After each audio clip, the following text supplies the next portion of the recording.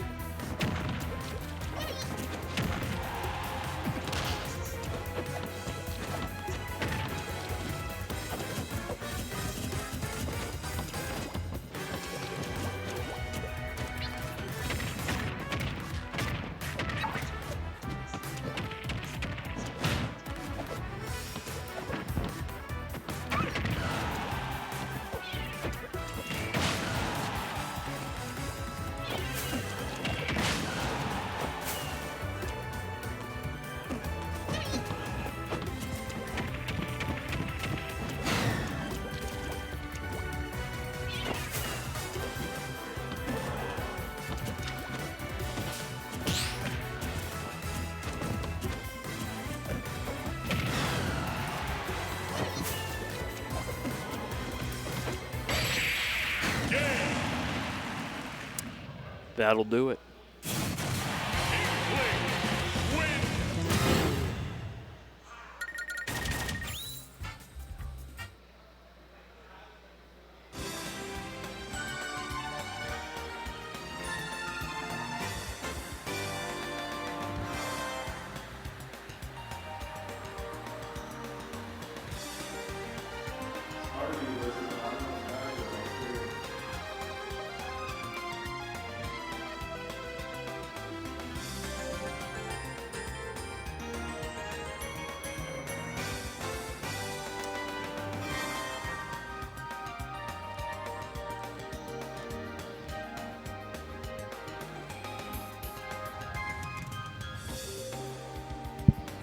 What's up, everybody? Welcome to the grind on this beautiful Friday afternoon, night, wherever you are. My name's Bo. Thank you for being here. Sorry I missed round one, was a little bit late. Decided to just let it play out.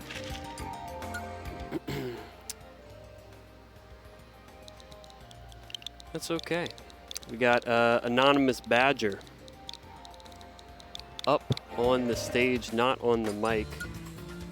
Well, I'm sure he's good at both. Always good to see commentators on the stream.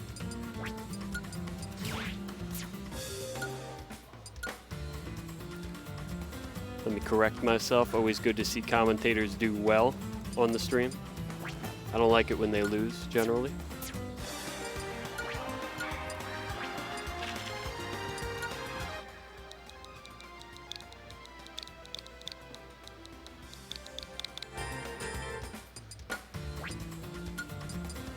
What's up, dude? How you doing, man? How you doing? I'm doing all right. What's your tag again? My name's Bo. Nice to meet you. Bo, nice to meet you. Pink guy? Pink guy? Pink guy. That guy? Pink guy. I've known a lot of pink guys in my life. You have? Yeah. I guess so. I mean, if you think about it, we all do, right? Do we all? I thought Yeah. that was a unique thing for me. No, But I okay. mean, because it's like pink skin's like white skin's like pink. I guess. It can be. Yeah. Yeah. Yeah, white people Like can very, be pink. very light pink. If they have high Yeah, blood okay. pressure, they can be red They can. oftentimes. Yeah. You know, like my dad. Yeah. He just thinks that's normal. Yeah. I have Oh, we got Badger. I forgot. briefly. AnonymousBadger. He's a AnonymousBadger. commentator. Yeah, he's. Hey. I'm friends with him. Are He's, you? AU. Yeah, he's an AU player. AU? Where's American University? American University. yeah, He's yeah. rocking the SLASHY Brawler right now, representing. He used to play just CSS, but right now at AU there's kind of like a Brawler cult. And you know how couldn't there be with like SLASHY getting got 10th on the PR, and then he's also AU. Yeah, slashy's AU. I see. So now everyone plays. Yeah, him and Luca. AU, like, it's funny. I was the only player who even went to tournaments at my school, and then like now we just have like a big, like, just huge amount of players, and they're all playing Mii Brawler now. So. You go to Xanadu a lot? Because I don't see you around. Xanadu, off and on. I used to go back in the day, way more, back in the pre-pandemic days.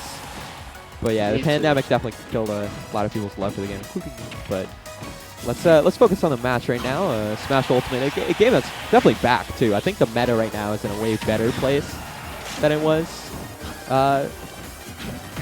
for a while. Like right now, a year ago. Yeah, I don't know. I find a lot of the top tiers more fun now.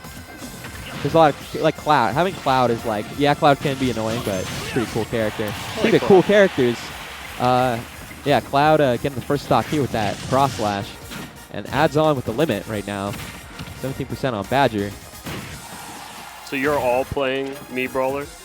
No, it's more like a meme, but like, Anonymous is a convert to the Thrupper regime. As we see right there. You see how, you know, your friends. Your network is your net worth. You know what I'm saying? Exactly. They're all business. They can be bad influences. Sometimes they can. Maybe, but you're making money right now with that smash attack right there. Like, Badger ties it up. You're gonna have to get a little more F smashes than that to make money. Yup.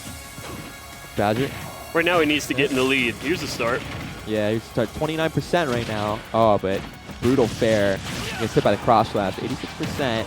Oh, but that clutch flip kick right now, or diet flip kick, as he says. Oh. Oh, no. Oh, could have punished, but I think buffered a roll there. Fortunate. Anonymous and sCarti. I don't know sCarti. Do you know him? sCarti? Yeah. No idea. No idea? But I can tell he's a very aggressive Cloud. He must go to Georgetown. Yeah. sCarti? I don't know. Yeah. He's got kanji on his hat. Is that what that is? Yes. Japanese. It looks like the British flag from afar, but yeah, I think that's kanji. But, Kanji getting the kill right now. sCarti up back in the lead. Oh, don't start with me. There's a guy on here named DJ Nuts. That's all he does. Okay? Yeah, he's also he is also AU. He's also AU? Yeah, he's also AU, yeah. We can break the analogies till he gets here. Yup. No, but I'm I can do multiple things, as we see right here. Badger getting the kill and tying it up 1-1 right now. 0% too on the even stock. matchup between these two. Yeah, even. I think Badger's doing a good job at not playing badly with the deficit, but done well to catch him. Yeah. Approaching. That's where he's got all his money. With the up B. Oh, that was yeah, it's calling out a habit right there. I think he thought he could beat it out. Actually, I think one match just got called. So I will be back later. But yeah, I gotta play. All right, best of luck. I got you. There you go.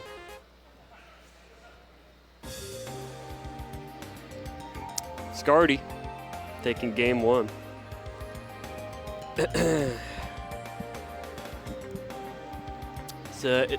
Xanadu, a big hub for the many people going to college in and around the Maryland, DC, Virginia area.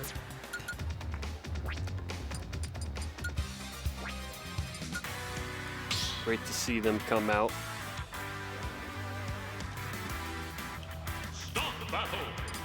To go back to that last play, if you ask me, I don't think it was a read. I think he did see him charging the up smash. I think he thought he could beat it. Just get there in time, which, you know, he was close, but just never should have challenged that one. Anonymous making the switch to ZSS, a switch which I will give my stamp of approval, regardless of how good Anonymous is at this character. Should be a good one.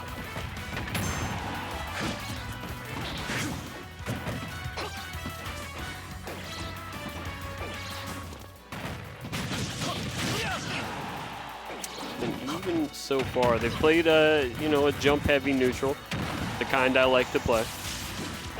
and commentate. Anonymous going wild. sCarti has parried at least half of what our good friend Badger has sent to him. And it's made a huge difference. Another aggressive flip kick back onto stage. This time, Anonymous barely lives. Now his turn at the ledge trap.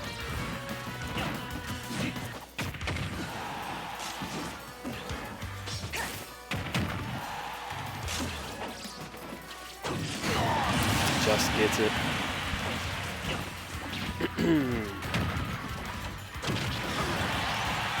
Anonymous taking the lead for the first time this set.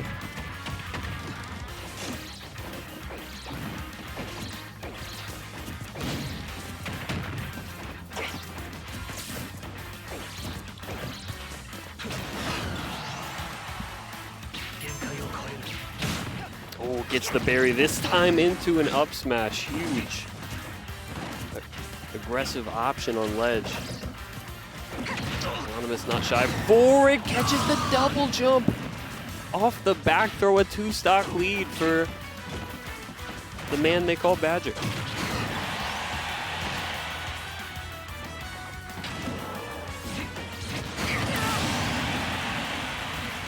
sCarti takes it back to 1 stock.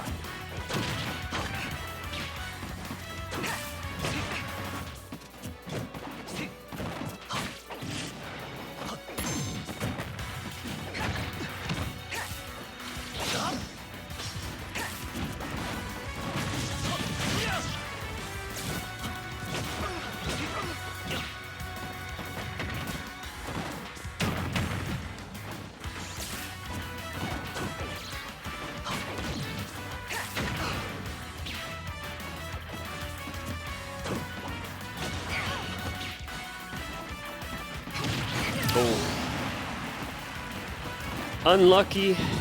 AB trying to play the air game, trying to stay above the platforms. Hasn't worked too well. I think Badger's gotten most of his work done on the ground or trapping him into approaching. Right now, Badger's having a tough time. sCarti has just about entirely evened up this game. This would be a huge choke. And I don't want to see it. Hey, another aggressive jump back onto stage. Almost made him bite the dust for it. Anonymous now playing panicky because he knows what's at stake. What timing on the up smash. Avoids the choke. Ties it up 1-1. What a call, too, because in that situation, the gut instinct would have been to drop down and try to get a flip kick, but I think he was right. I think his intuition was right there, and I'm not just saying that because, you know, it worked out, but it does lend credence to my cause. Point is, I don't think that flip kick would have come out in time. I think he would have been late. I think it was very smart to charge the up smash when he did. sCarti almost brought it back. He's got to think that now. There's 2 perspectives you could take if you're sCarti. You could take the, I could have closed out the game, but I'm the one who choked. Or you could take the perspective of, okay, I've learned what this ZSS is all about. It took me 2 stocks to do so, but at the end of game 2, I was cooking. I just need to do that exact thing I did last time for 3 stocks this time. It's a game of mentality. It's also a game of skill, but mentality helps as well. It's also a game of cheating, but I'm sure skill can help sometimes. Either way. sCarti off to a good start. Anonymous, he's made it his credence this game to never grab ledge, apparently. Only get aggressive to get back to stage. It's worked sometimes, it's been his death others.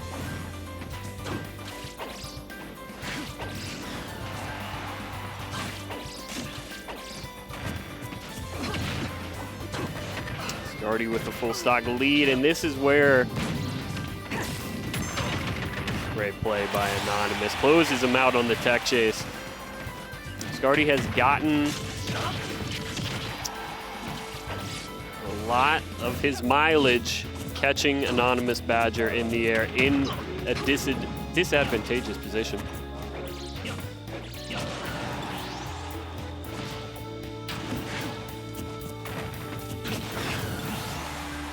This is that situation again. You saw Anonymous hover. This time he does go a bit more conservative. Not the best DI. AB gonna fall to his last stock here, and it's not looking great. He does not have the momentum. sCarti's playing very solid neutral.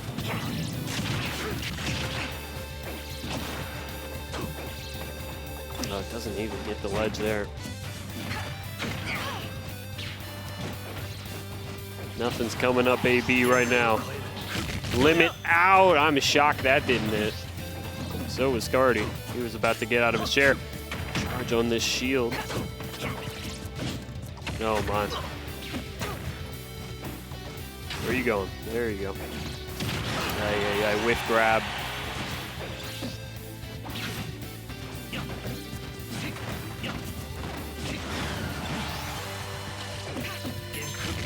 Full limit. A little late on that one. Little misspaced as well. Good grab. Not the best deck chase. Parry, just not getting the follow-ups. Not playing to his best ability. I think he'll be the first one to tell you that. sCarti takes it 2-1. In a commanding game 3. Commanding and confident game 3, given how game 2 went. What's up, everybody? They put me on camera. I like it when they do that generally. It's a great Friday, as I was saying, at least here in Maryland. I don't know how it was elsewhere in the world, but it was nice. It was about 50 with the sun out, you know. Haven't had that in a while. I'm sure, I hope you guys enjoyed it out there. It was pretty good for me. It's a pretty good tournament so far, it generally is. Seen a lot of cool characters in my book, a lot of fun players. I hope to see more fun players. Hope to see, I don't know about you guys, I hope to see Squidplumber.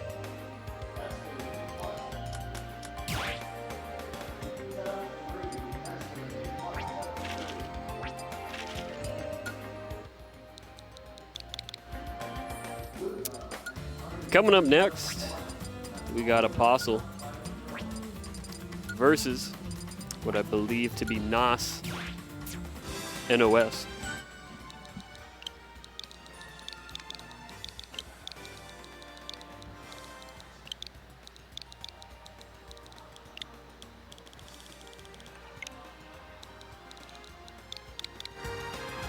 Hey, thanks everybody for the support. For the kind words, just reading those now. And thank you for being here.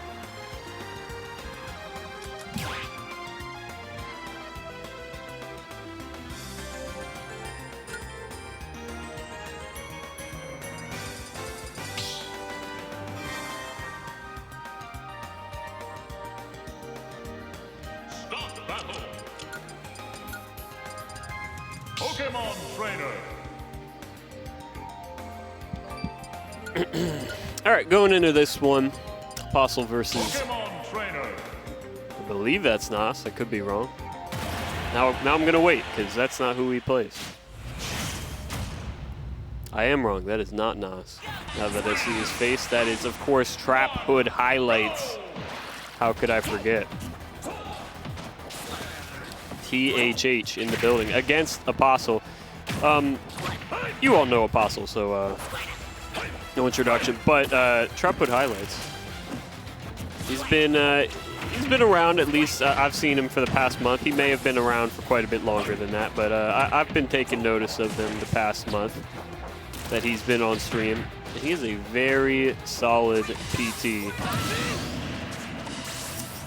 Aposl not starting things off well. So you got to give it to Aposl.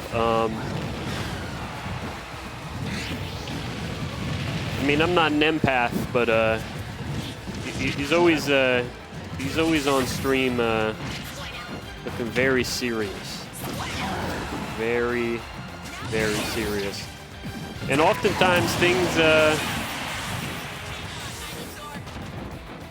There we go. Oftentimes things don't go his way. At least while I've been watching, but he keeps coming back. Maybe today will be the day he makes a great run. He's already down a stock. It's okay though, it's a long game. TrapHoodHighlights is a strong player.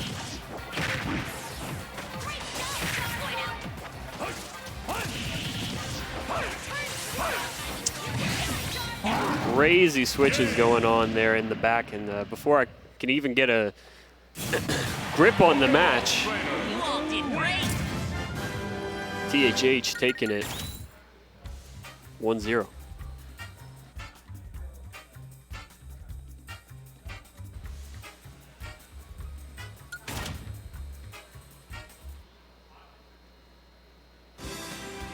I don't even feel like I had time to really get a grip on that one, so I'm going to pay more attention the next game, don't you worry. These two players, in my opinion, pretty evenly matched. I think TrapHoodHighlights has some great advantage state, even better so than Aposl, but Aposl's got that Squirtle. I really like his Squirtle. I think it is a huge strength of his.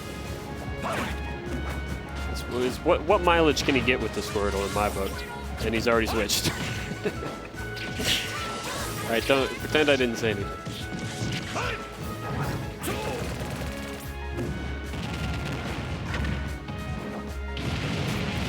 TrapHoodHighlights, strong player.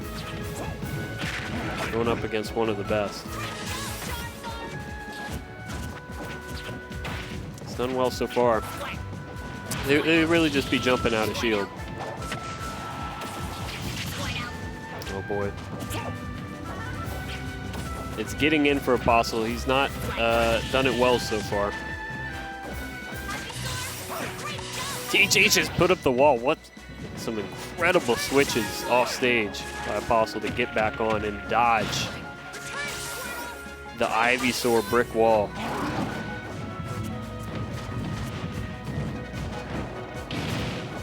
Aposl really in the mood to jump. Not just stayed sturdy on the ground in a while. There he goes.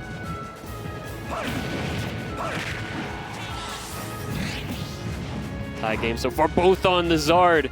Both swinging. Aposl gets the grab.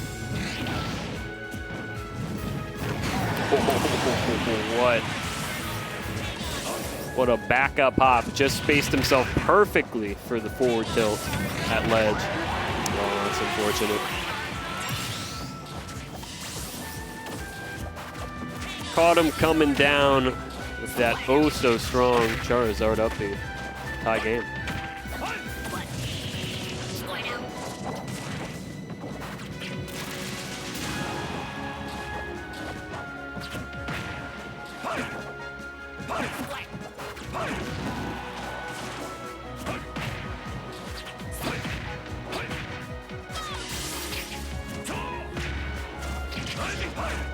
Crazy tech chasing going on. Crazy Ivysaur gameplay. You know, I tell you what, in the scramble, these two play pretty identical. Now, you may, derogatorily say that's because they're both BT players, but I don't think that's the case. I just think they have pretty similar styles, goodness. The scramble is so goofy with BT. I don't know about you guys. Half the time, they're just looking at each other. Aposl already down to his last stock. Not how he was hoping this game would go. Just hasn't looked confident so far. Hasn't been able to approach. Oh boy.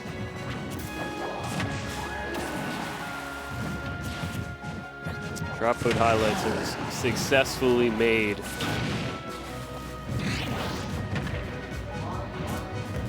an immense barrier for Aposl. These defensive options. Oh, one time to get aggressive! So many crazy things. First of all, Aposl getting an incredible tech to save his life and then immediately going aggressive to get the edge guard on TrapHoodHighlights. He's close to evening this up. He's got to get around the Ivysaur though. Charizard back on the stage. He's good. What's the neutral? This is very dangerous. He's at 100. Charizard's going to live. 124. He could die at any time. What a time to switch back to Squirtle. He swings, but he gets sent the wrong way. Grab that should be it. What a crazy last stock. And an incredible set. TrapHoodHighlights, though, prevails 2-0. Great stuff.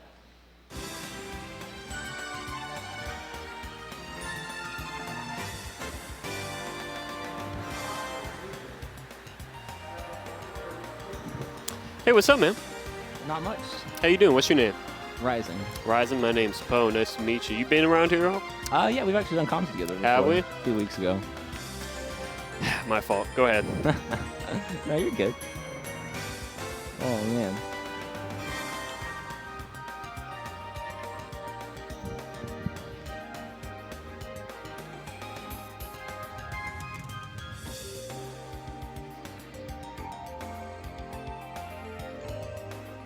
All right, so here's what's about to happen.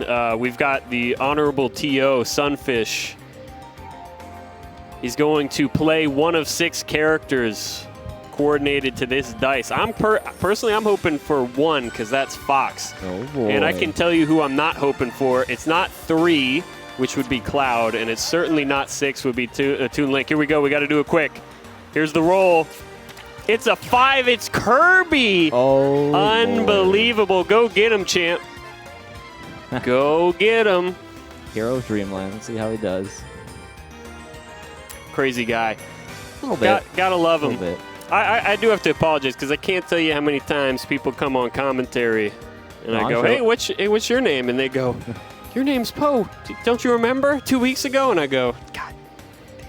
That's not your fault. We kind of have a revolving door here at Xanadu as far as commentary goes, so some people are going to slip through the cracks. Can't remember everybody. It's true. I can't remember every college-age Smash player in the state of Maryland, Virginia, and D.C. Yeah. It gets tough at times. Yeah, we're all very distinctive. You see the Buzz Lightyear meme? He's like, my Cloud's sick. I only go aggressive, and then it's just they zoom out, and it's 1,000 copies just of Buzz all Lightyear. The same. That's okay, because my casting is very unique. My style, no one could dare copy it. Well, you know, that's good. It's good to bring something different to the table on comms. You know who else has a unique style? Who's that? Do you go to American University? I do not. Okay. Apparently at American University, there's a commentator called DJ Nuts. DJ Nuts. I do believe I've heard of this. Yes, he came on the comms at least twice, and he's a riot. He's a riot. He only does analogies. Oh, boy. He's like, wow, that Kirby, that Mii Brawler must be German because he hit him with the artillery shell. I go, jeez. Just a lot of wonderful comparisons. Yeah, he'll do that for a whole set, and I go, you know what? I respect it. See what's happened here?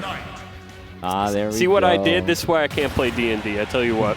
Look what you've done. Look what I've done. This is close to a critical failure in my book. Well, at least it's a canon matchup. We do have that going for us. That's true. Do you like Kirby? Kirby's fun.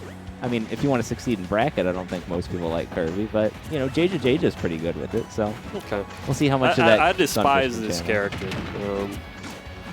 Well, you just think he's not fun to play, not fun to watch? Not fun to play against. That's he true. was one of my least favorites. I mean, once you get the dare off stage or the inhale off stage, Yeah. God forbid, no one's having a fun time anymore. I just like that Sunfish is taking this game seriously now. Oh, yeah. A lot of people, I hate to say, a lot of people come up here, they don't take the game seriously enough. Sunfish, he just wants to win. Oh, yeah. That's what this dice is all about. That's why he plays the same character every week. Doesn't ever mix it up. Just focuses on his main. And we can see that hard work in action right here. We got an even game. This looks like a mess for both characters. It's a lot of stubby little ball men just fumbling around, finding their footing. They're both quite round. Okay. Good point. Very intensive neutral here. There's the back throw off stage, setting up for the edge guard. And a missed tech there on the wall of PS2. Going to send Sunfish down to the bottom blast zone early. Yeah, he's got to hit those. That's got to save your life on that one. It was pretty choreographed that Rocco was going to go down. You got to hit those. I'm sorry. Unfortunate miss there. I'm sorry. I guess, I mean, I hate to say this. I don't think Sunfish is that good. What do you think? I think Sunfish is good when he wants to be. Whether or not that's what we're seeing right now. If he was good when he wants to be, he could have just picked Fox, I believe. Well, he wants to give his opponent a bit of a challenge. Oh, okay. To make things a little fair here. I mean, it's bad enough he's trying to TO and play the game. He then introduces the dice gimmick. Like he's some Batman villain. Yeah, bit of the Riddler spirit there, but you know he's focusing on TOing. He doesn't want to spend too much time thinking about anything else. Does he know? Does he know? That is the question. Oh my goodness! A lot of those. He almost died to that gimmick Small choice. semi spikes there, but not enough to seal it. Yeah, I mean, Sun has committed to cheesing, and that is what you have to do. Sunfish, one stock lead, twice off stage. Rocco, if you just play the most basic neutral you've played in your entire life, you will win this set. We'll see. Kirby's small. It's going to be hard to hit him. I promise you Sunfish isn't that good. He's okay. Cutter again. We tried to cheese him. That's all he wants. Kirby mains We want went one deep thing. for the edge guard. Wow, win box. Had to pay the price there for his cheekiness. That's crazy. Got a last stock situation here. Even game. A bit of dash dancing, a little bit If of this melee. was optimal, this game could go on for hours. Oh, it could. but you just know they're going to get aggressive. Here they go. Yeah, I get the feeling. They're on stream, too. It's very intense here. Just waddling back and forth. True warriors in action. I got the dash attack and then immediately flubbed it. Not enough there. Just zoning him out with that up B projectile. He's going to pay a little bit of a price there for the jab. Oh, that'll please. Oh, good DI. He's living. DI from Sunfish. But he's off stage again against Rocco. Doesn't fall for the cheese. Does catch the back air off the ledge. Back air was buffed, unfortunately. Great play by Rocco there. Covering the options. Didn't get shook that he got cheese twice in a row. Nope. That's the kind of mentality you need to succeed. He rolls it. Oh, he's rolling the dice every single game. Please tell me he's not going to do that. He's already rolled the dice. What did he get? This is tense. All right, we're committed to it. Judging by his body language, I'm just going to do a hard read here. I think he got Cloud. Could have been the Steve. Could have been the Steve. Could have been the Steve.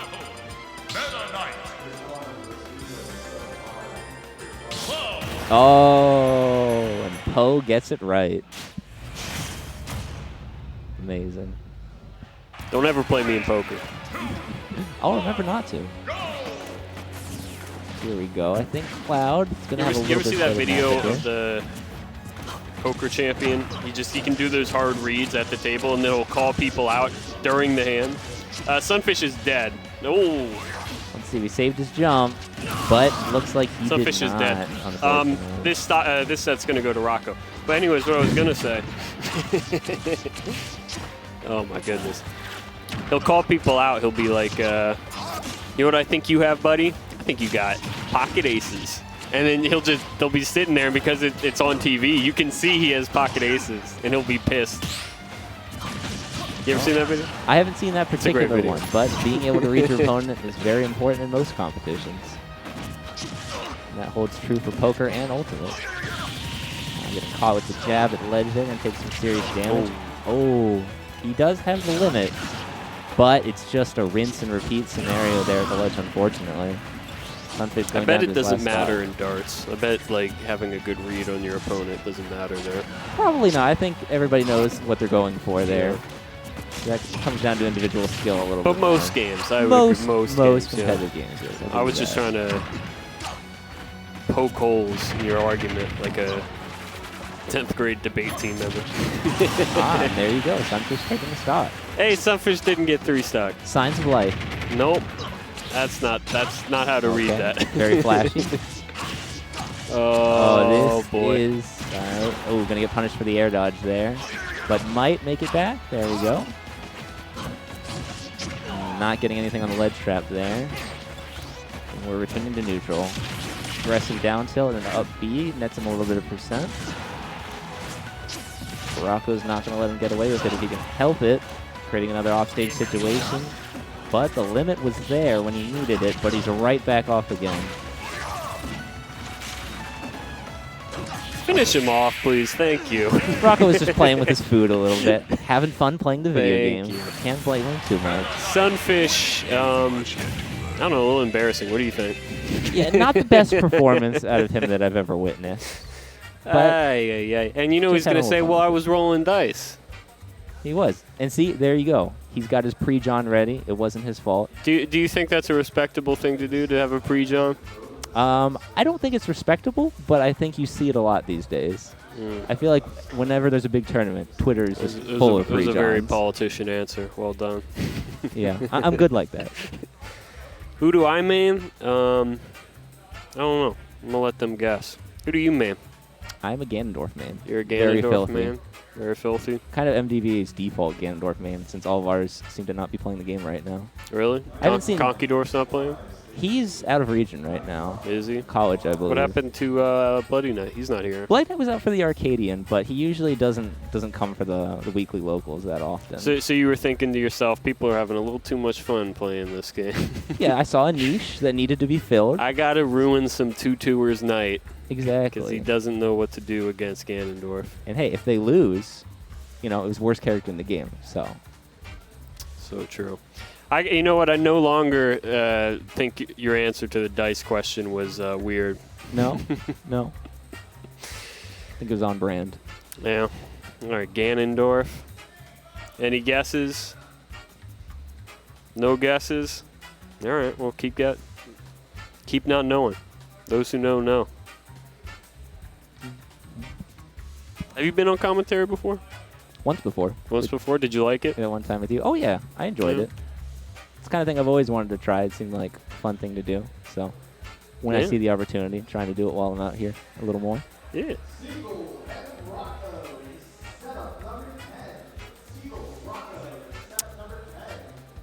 Are we getting a match? I hope so. Don't have as many screens on around I here. don't know as if we you guys usually know. do. We are getting a match. There we go. Beautiful. Got ourselves Bowser Jr. KingRoBo. That's rough. Bowser Jr. Guy looks at me and says Bowser Jr.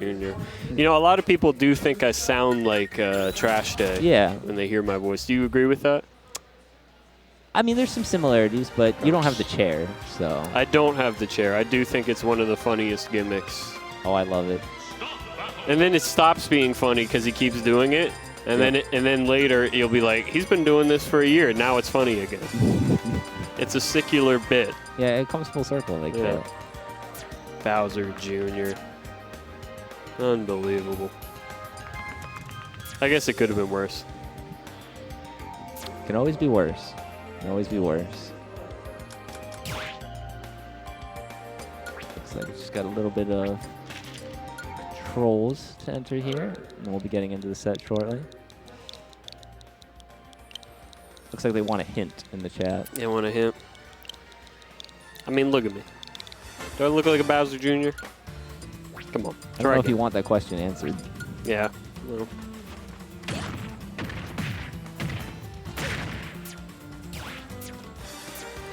You keep calling me a Bowser Jr.? Well, you keep thinking it's an insult.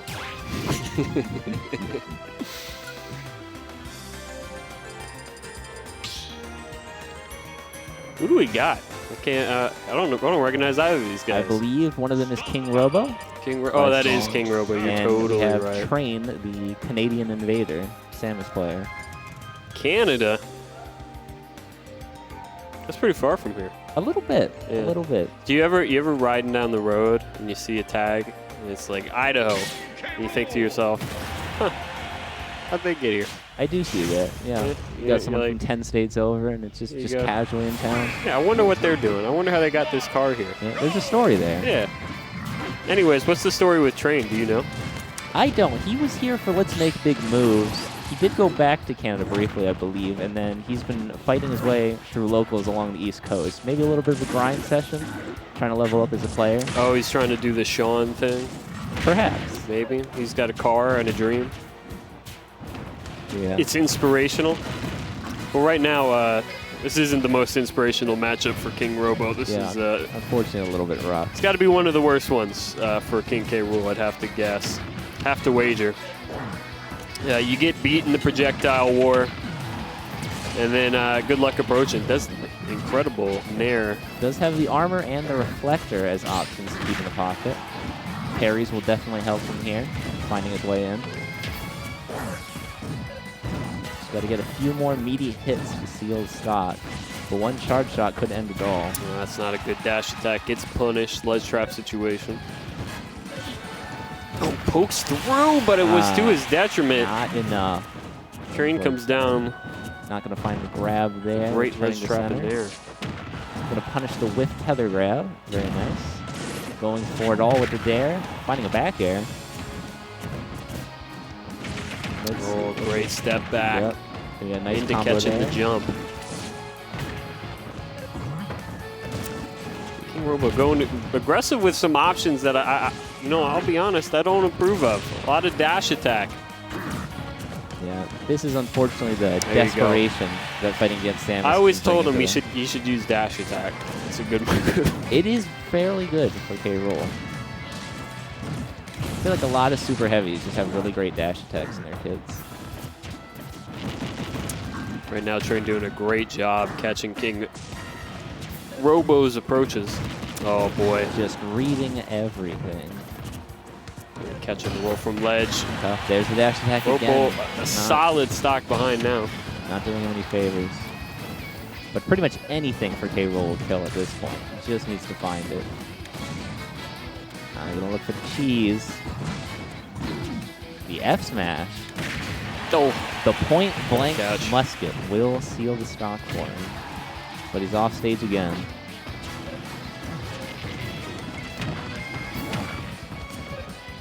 Finding a nice little two-piece there.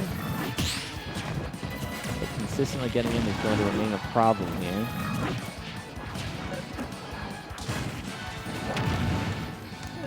Sharking with that up air.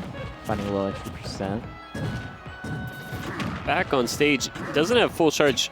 Train does have the crown, tried to make something of it, but oftentimes those holding those items can be a distraction for you. Unfortunately. Oh, gets the grab. Doesn't get much from it. And honestly, this isn't looking too far from an even game right here. Even that charge does him off stage. Not I'd say at 200 at this point you're in the advantage. I say that until you get incredibly jab grabbed. Up throw, an excellent kill option off of that shield. KingRoBo needs this ledge trap. Oh boy. Yeah, that fair off ledge, always a strong option. Boy. If he can seal the stock now, I think there's a real chance. Oh, what a jump. Definitely a tough situation for KingRoBo to be in right now. Just jumping all over, looking for something decisive. Train's done amazing at getting back to stage. Hasn't fallen too much. Oh, just as I say that, KingRoBo goes aggressive. And then battles back. Falling for it. Just got to play a safe game here. He'll be able to seal it out. What a catch. What a swing. All right, even stocks, but certainly not even percents. Train should be able to seal it away here soon, as long as he plays it careful. But KingRoBo is not going to give up without a fight, that's for sure.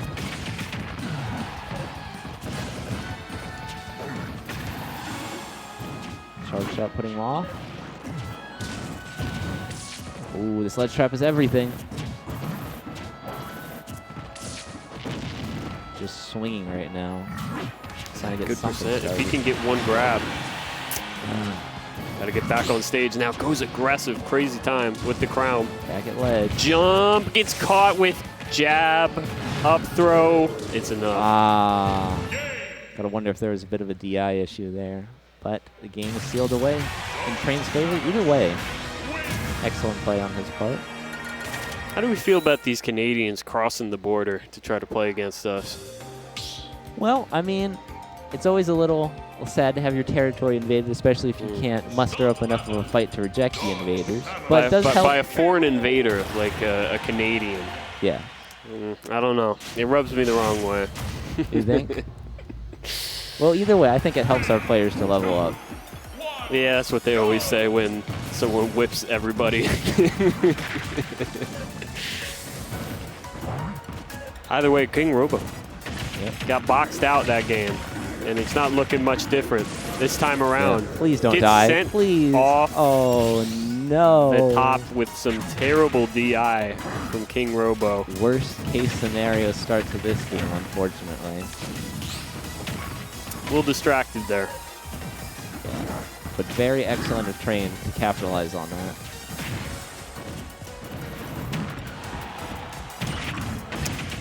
Yep. Not looking good for our Maryland alligator here. Not too well, but super heavies are always still in it. There's always a chance. It's very true. There we go. The edge guard was complete. It was a great edge guard too. Sometimes just getting aggressive and forcing people to pick a bad recovery option. Yeah, just being out there. Yep. That's all it takes sometimes. But he's got to find a way back on stage if he wants to make anything happen here. Train is not going to make it easy for him. No, Train's played very well this set. I mean, this is a tough matchup. I know people love to say that, but Train's showing you why it's a tough matchup, and that's a different skill. It's most definitely. And KingRoBo is definitely the caliber of player where if you haven't mastered the matchup, he's going to make you pay for it. What I'm trying to say, it's one thing to play a good matchup, it's the other thing to demonstrate to everybody watching why this is such a good matchup for you. And I think, I mean, honestly, looking at these two players, I think they're pretty evenly matched. But Train, the way Train plays neutral is so conducive Really making to success. full use of Samus' kit here. Still not finding that suck mix-up that he wants there. No, Train's played very well around it. And these dash attacks just coming back to bite him. Unfortunately. Great catch on the jump. The anti-airs have been so huge. Gonna get off the ledge a little defensively there. Doesn't want to take too much more percent if he wants to be able to steal this game. Robo down a whole stock. Gonna need a miracle here. Big back air, big up air maybe. Gets aggressive with the nair. Yeah. Ledge trap. Hasn't worked. What a fake. Wow. Baited him with the gun. Oh, and Train panic option. Whiffing the punish on the up B there. This is wacky neutral. Oh, I don't know about that. Great counter. He gets grabbed. Ledge trap aggressive with the crown. Gonna get back. Rolls. Jab. Doesn't get anything from it. Just getting him off. They got the crown back. Keeping him at bay. Oh, another catch. Battles in disadvantage. Oh, falling out of the up B. Not all the hits connecting to Train there. What a time to swing, and what a terrible time at that. Robo in it bad. Yeah. Oh, no. The desperation not going to pay off there, unfortunately. That was the jitters is what that was. Yeah. You could see he's getting the momentum back. He was starting to feel himself, and he went, why don't I pull out one of those smash attacks at the middle of the stage at 40%? It wouldn't even got close to killing. The super heavy comeback mentality. I know it well. Yeah, that wasn't the time. Unfortunately, KingRoBo falls to a foreign invader. Can you believe that? Unfortunately, I can. You I can? believe it. Etern is a good player. Yeah. This is my first time seeing him, but Yeah, you he's know, been here past couple locals, and he's been doing very well for himself. So it's good stuff. Did you enter bracket? I did. How'd you do? 0-2 this time. 0-2. That's But not good. the last 5 weeks were not 0-2, so you know it was my time. Okay. As long as you're still having fun playing the game. Oh yeah, and there's That's always what- redemption bracket. That's what's so, important. Yeah. Yeah. Plenty of opportunities. A lot of people, they enter bracket, and the main question you should be asking yourself every time you enter bracket isn't how well I'm going to do, right? Isn't who my opponent's going to be. The question you should be asking yourself is, regardless of what happens, am I going to have fun? Exactly. You may have noticed I didn't enter bracket today. Well, maybe you didn't feel like you were going to have fun. Yeah, well. It's a tough puzzle to solve, eh? Hey, guys, guess who's on stream? It's Nick District. Nick District. The 14th of the District family, and if I'm not wrong, oh boy, this is something special. On the other side of him, we have Dark. Dark. This is truly something special here. Do you know about these two? Oh, I do. You do? Yeah. Anyone in MDVA is going to be intimately familiar. Mm-hmm. I feel like this is a good, it's almost like an astrology check here. Who is your favorite, Dark or Nick District? That is a tough question. I feel like people in MDVA can almost divide themselves into Nick District fans and Dark fans. Wouldn't you agree? I think you could make that classification. Yeah. So answer the question. Who you like? I think I'm going to file myself away as a Dark fan. A Dark fan. You know what? I kind of felt that aura coming from you. Yeah, did you? Yeah. Picked up on the vibe? Yeah. I thought it was, I looked at you, I went, I bet you like Dark. There's nothing wrong with liking Dark. Dark, obviously, he's a difference maker, as many people say. Yeah. But a guy like me, I don't know. I definitely see the appeal in a guy like Nick District. What do you think? No, I definitely see the appeal as well. Nick District had an incredible run last grind, I do believe. He had a couple pretty huge upsets. I believe he beat Seagull Joe.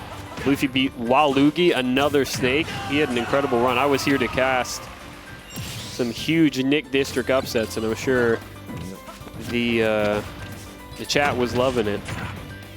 So this isn't Waluigi, this is Dark. And speaking of up-and-comers, the long cycle of Dark in the past 6 months. Oh, what a platform.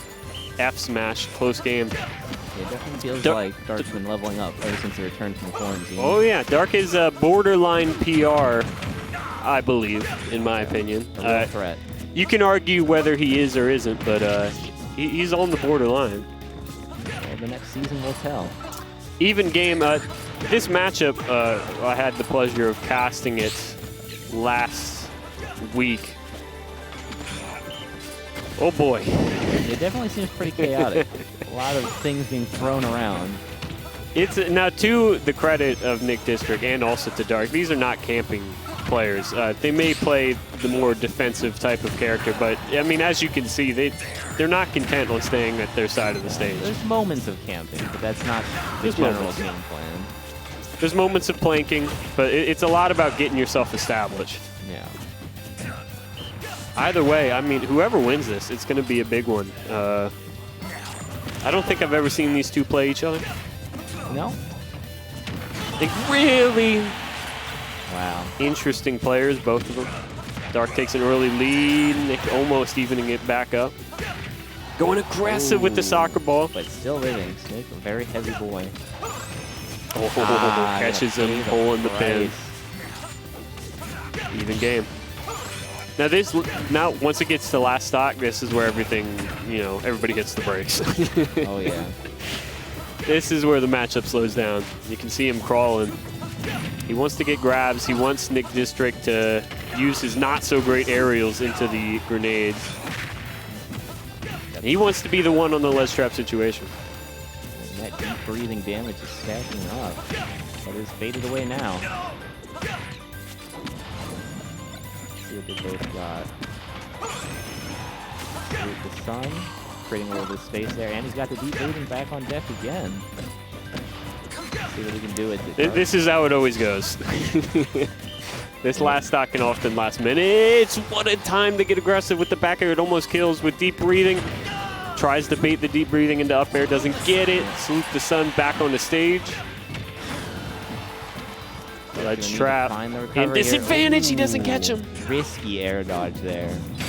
That'll do it. Back air coming back in again. Snake District up 1-0. If correct me if I'm wrong, is this the best of 3? This is best of 3. My goodness, 2 heavy hitters facing each other in a best of 3 winner's side. I don't know. Yep. Happens in stack brackets sometimes. Somebody's going to have to fall early. Let's see. No debate. The stage choice. Nick has played so well against Snake. Seen him fall in a hole and battle back out. It's the aggressive ZSS. He plays it very well. Yeah. Ooh, I just saw the boss walk by. Always comes in here looking like a Metal Gear Solid villain. A little bit. A little bit. Alrighty. Game 2. Getting back into it. No character switches. Taking it over a small battlefield. Alright. Oh, Dart going for the free stock right off the bat. They're not going to find it. Yeah, Nick just grabbing that deep breathing off stage while he can. He's going to get the first decisive hit.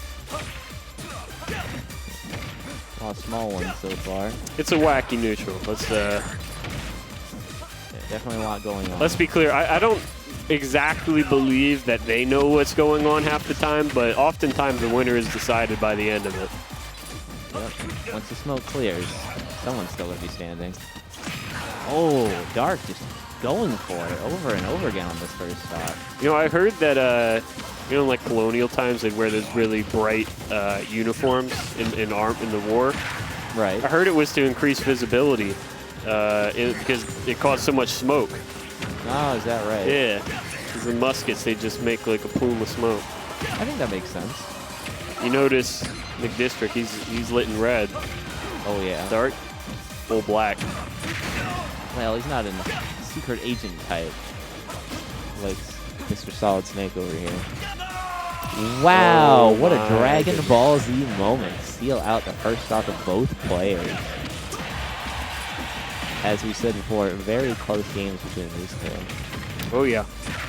Dark looking always very intense. He's wide-eyed at all times. Yeah, he's very locked in right now. When I first saw him play, I thought maybe something was wrong, but no, I mean, that's just how he plays. He's focused. He's focused. He doesn't blink, not for anything. I mean, just look. You won't see him blink once. Wow, and that's is the benefit. advantage. That is the benefit of never blinking. I would have missed that one. My Not eyes would have been missing a closed. Battling back on. Just going high, the Snake Classic. Great air dodges. Finding a weak back air. Huge damage. Hacking it on. 45% on Nick District's last stock. 54. No deep breathing. This is the opposite of where Nick wants to be. Yeah, unfortunately. This is where Dark just gets to camp it out. Play it nice and safe on the other side of the stage. Explosions galore. No deep breathing. Dark has just caught Nick in disadvantage so well. Yep. We're stuck. Oh, you got paying for unlucky, that man. swing. Goodness gracious. Yeah, it was a very close second game, just like the first, but then we hit a snowball point. Dark really just won it out decisively. So we're going to a game 3 here. Let's see what it's going to be. That's unfortunate.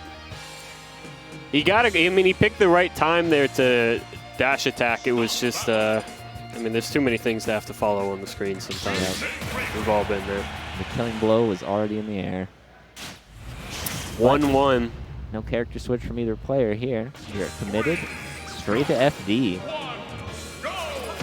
And Nick probably not feeling too great about some of those platform interactions last game. It's an understandable choice from him.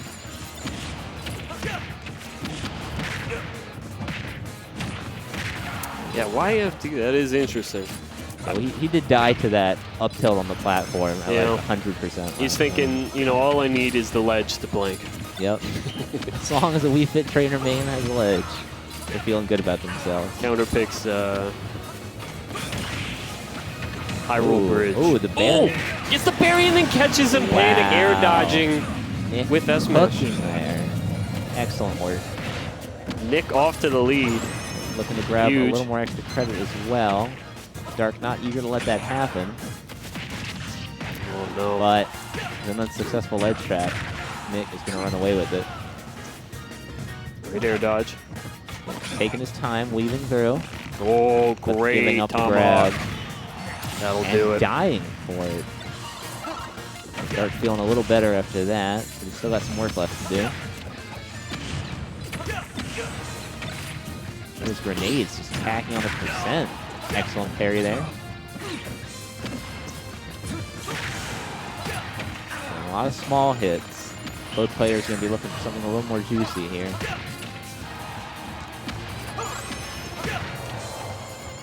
Dark going low, taking his time as well.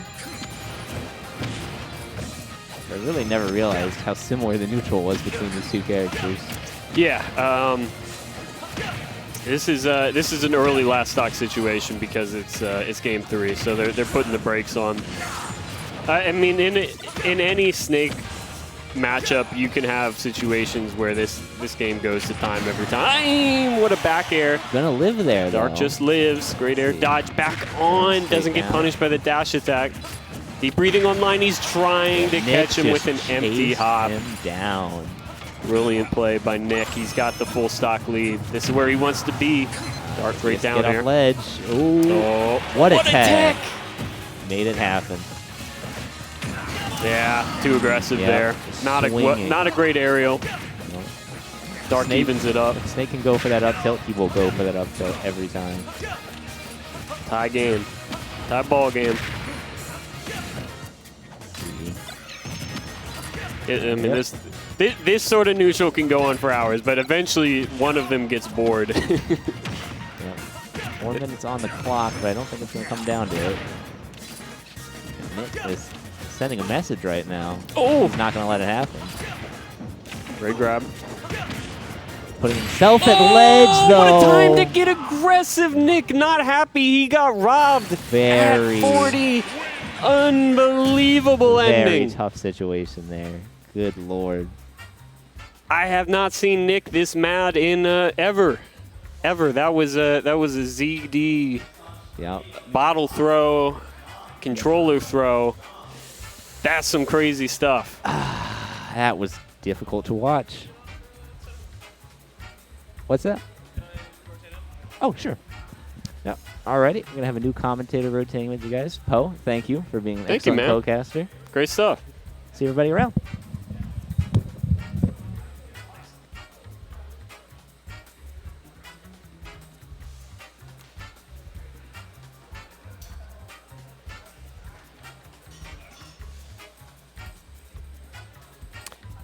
Hey, what's up, man? Thank you. Hello.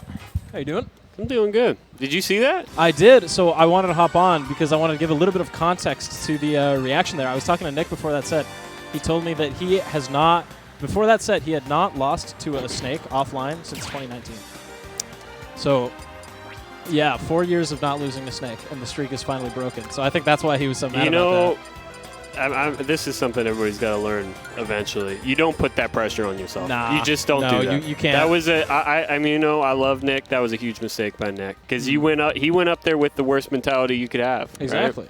That's just that's deadly. And you know, it's what's funny is he was going to win that. He did get robbed at the A little end. bit, yeah.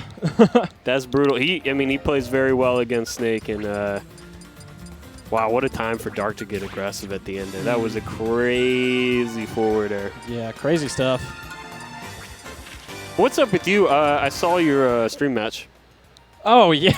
Yeah, that was the first match I got to commentate Yeah, today. I went Brawler game 1 because I thought he was a Min player, and then he went Cloud, which is Brawler's worst matchup, and I was like, no! I liked your But, yeah. ZSS. I mean, one thing I did comment on well, I mean, the match, there's a lot of things that goes on, but the one thing that stood out to me, you really like getting aggressive on ledge. I do, yeah. It's something I got to work on to stay it a little bit more like. But I mean, the one point I made is sometimes it got you stock, sometimes you lost your stock because of it. Yeah. It was a big coin flip. I don't know. It's just. Yeah, things to work on for the future. Speaking of the future, we got Rocco versus Kurshaun here, two very young players. Rocco famously made it out of pools at Glitch Regen and then had to DQ because his parents didn't want him to. Is that true? Something like that. Unbelievable. Interesting that he's going pit here. So he did cook Sunfish's Kirby, and honestly, thank God. Oh, yeah? He made me roll a dice for his character. Yeah, Rocco also, so he beat Seagull Joe the round before this. Oh, my. He's someone who we don't usually see at Xanadu. Normally, he's goes around the North Virginia locals. The ladder, usually, occasionally smash tag, but mostly just the ladder. He's only really been at Xanadu a few times, but every time he's done well, and he's on a good run today. Oh, yeah, he's been playing pretty solid. Almost got cheesed by Sunfish's Kirby, though. Oh, yeah. But he kept the mentality going, didn't break. Was able to cheese Sunfish back. He's going pit here. He did play Meta Knight last time. Is that his main? Yeah, he is a Meta Knight main. He has this pit for a few matchups. I'm guessing Pac-Man is one of them. Because Meta Knight is all about, like, trying to break the opponent's zone, right? But Pac-Man can set it up. So, like, you put the hydrant there. What does Meta Knight do? Yeah. Like, how do you get in? I mean, this is one of those things where you can look at it on paper. Kurshaun almost got it. And say, well, man, that down B really does a lot of work. But then I'm thinking to myself, okay, yeah, good luck boxing with this guy. Yeah, I mean, I think the idea is to use the sword hitboxes to space a little bit more. But, I mean, Kurshaun's been doing a very good job of getting his way in. Is that going to come down? No, it just disappeared. Whoa. It's not been the best for Rocco so far. Kurshaun has controlled the neutral quite well and shown that the down B doesn't do that great against Bell. It can go under and over it. Yeah, I mean, same thing with a hydrant. You got to be to the side of it a little bit to actually get that reflector. We just saw it hit from the top. Great up tilt. Crazy option. What was that? Yeah, it gets bared for Defensive option in advantage. And goes right into the bell and gets backered for it. So Kurshaun, before getting here, actually took a pretty close 2-1 win over Luca, who he had an 0-2 record against before this. So that's a getting better in the Bayo matchup. I know he's been famously frustrated against that character. Because of Dialga? Yeah. I don't like it either, so you know. Yeah, fair. You got a friend in me. Yeah, fighting his way out of the corner with this forward air. Is this? Do you think this pit is more because of current events? What do you mean? Like Zachary? Oh yeah. No, I played some friendlies against him, and he was practicing it even before that run. So yeah, this isn't guilty, a Your meme Honor. pick. This is a pretty legit secondary. Although right now Kurshaun seems to have its number. Yep, playing a really slow bleed you out with 1,000 cuts neutral. That is the plan, and it's working very nicely. Kurshaun can do so well. Oh boy. All right, we got a stock there. Yeah, bit flub on the recovery. That was my guess. I only heard it. Yeah. Oh, and gets caught with the bell into the up smash. Good stuff from Kurshaun. He's got a full stock lead, and he's trying to extend it here with these conversions. Doesn't quite get the right get-up option. And Rocco reverses it, but he just fights his way back with that neutral air. Such a fast move.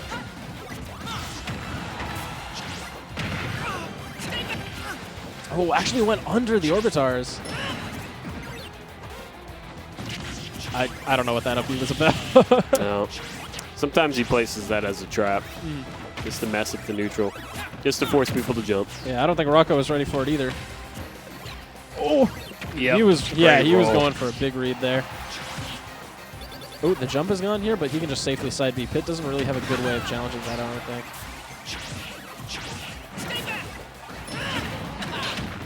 Oh.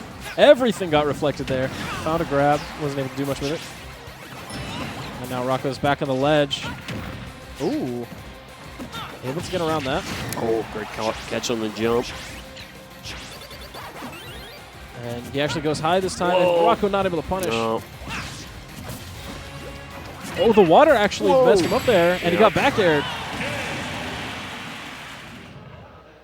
All right. A lot of stuff happened there. Yeah, that's going to be game 1 going in favor of Kurshaun. So I'm curious if we're going to see a switch back to the Meta Knight. I can't imagine that's a great matchup for MK, but it is the more practiced character for Rocco, so we'll see. Either is Pit, to be honest. In my opinion. All right, sticking with the Pit.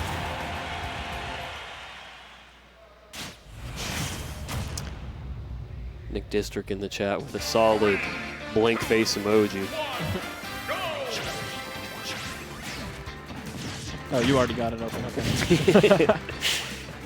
I'll pull up bracket then. All right, so game 2 here on Small Battlefield. Rocco just bringing down the space. Although you're trying to trap Pac-Man here with you, but who's really trapped with who? Kurshaun is going to try and box as much as he can here. Yeah, that neutral air is doing so much work. I mean, he's just getting outboxed. They're playing a pretty solid neutral, but if I'm wrong, I believe Pac-Man has better airspeed. Is that not, am I wrong about that? Oh, just a little late. Sure. On the side B, almost. This is looking a little bit closer than last game, but then Kurshaun finds that neutral air, and you got to get off ledge. Oh, he's able to just with a roll. Oh, that actually worked. Ah, but he wasn't able to get much out of it. I think he was looking for a drag down there, but he got forward air instead of neutral air. Whoa. Yep, good stalling, trying to shark with the up air, finds the dash attack. Yeah, looking much better than game 1. With grab. Great roll by Kurshaun. Where's that hydrant going? Oh, it just disappeared. I will say it is better than many other reflectors because of having multiple jumps. You can have a lot more leniency.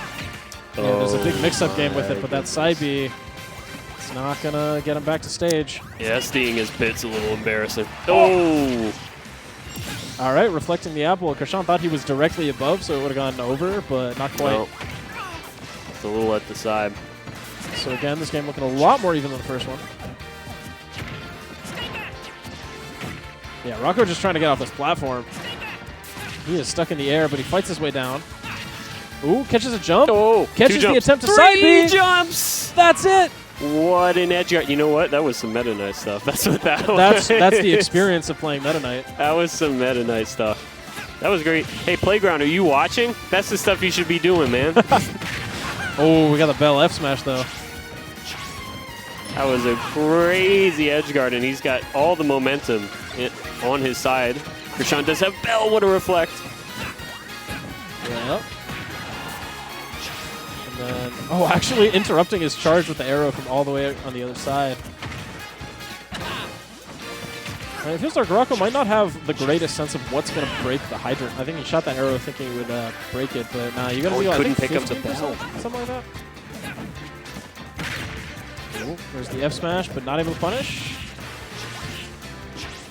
It's crazy that wasn't a true punish. No. Did you notice? Yeah. He had to poke him.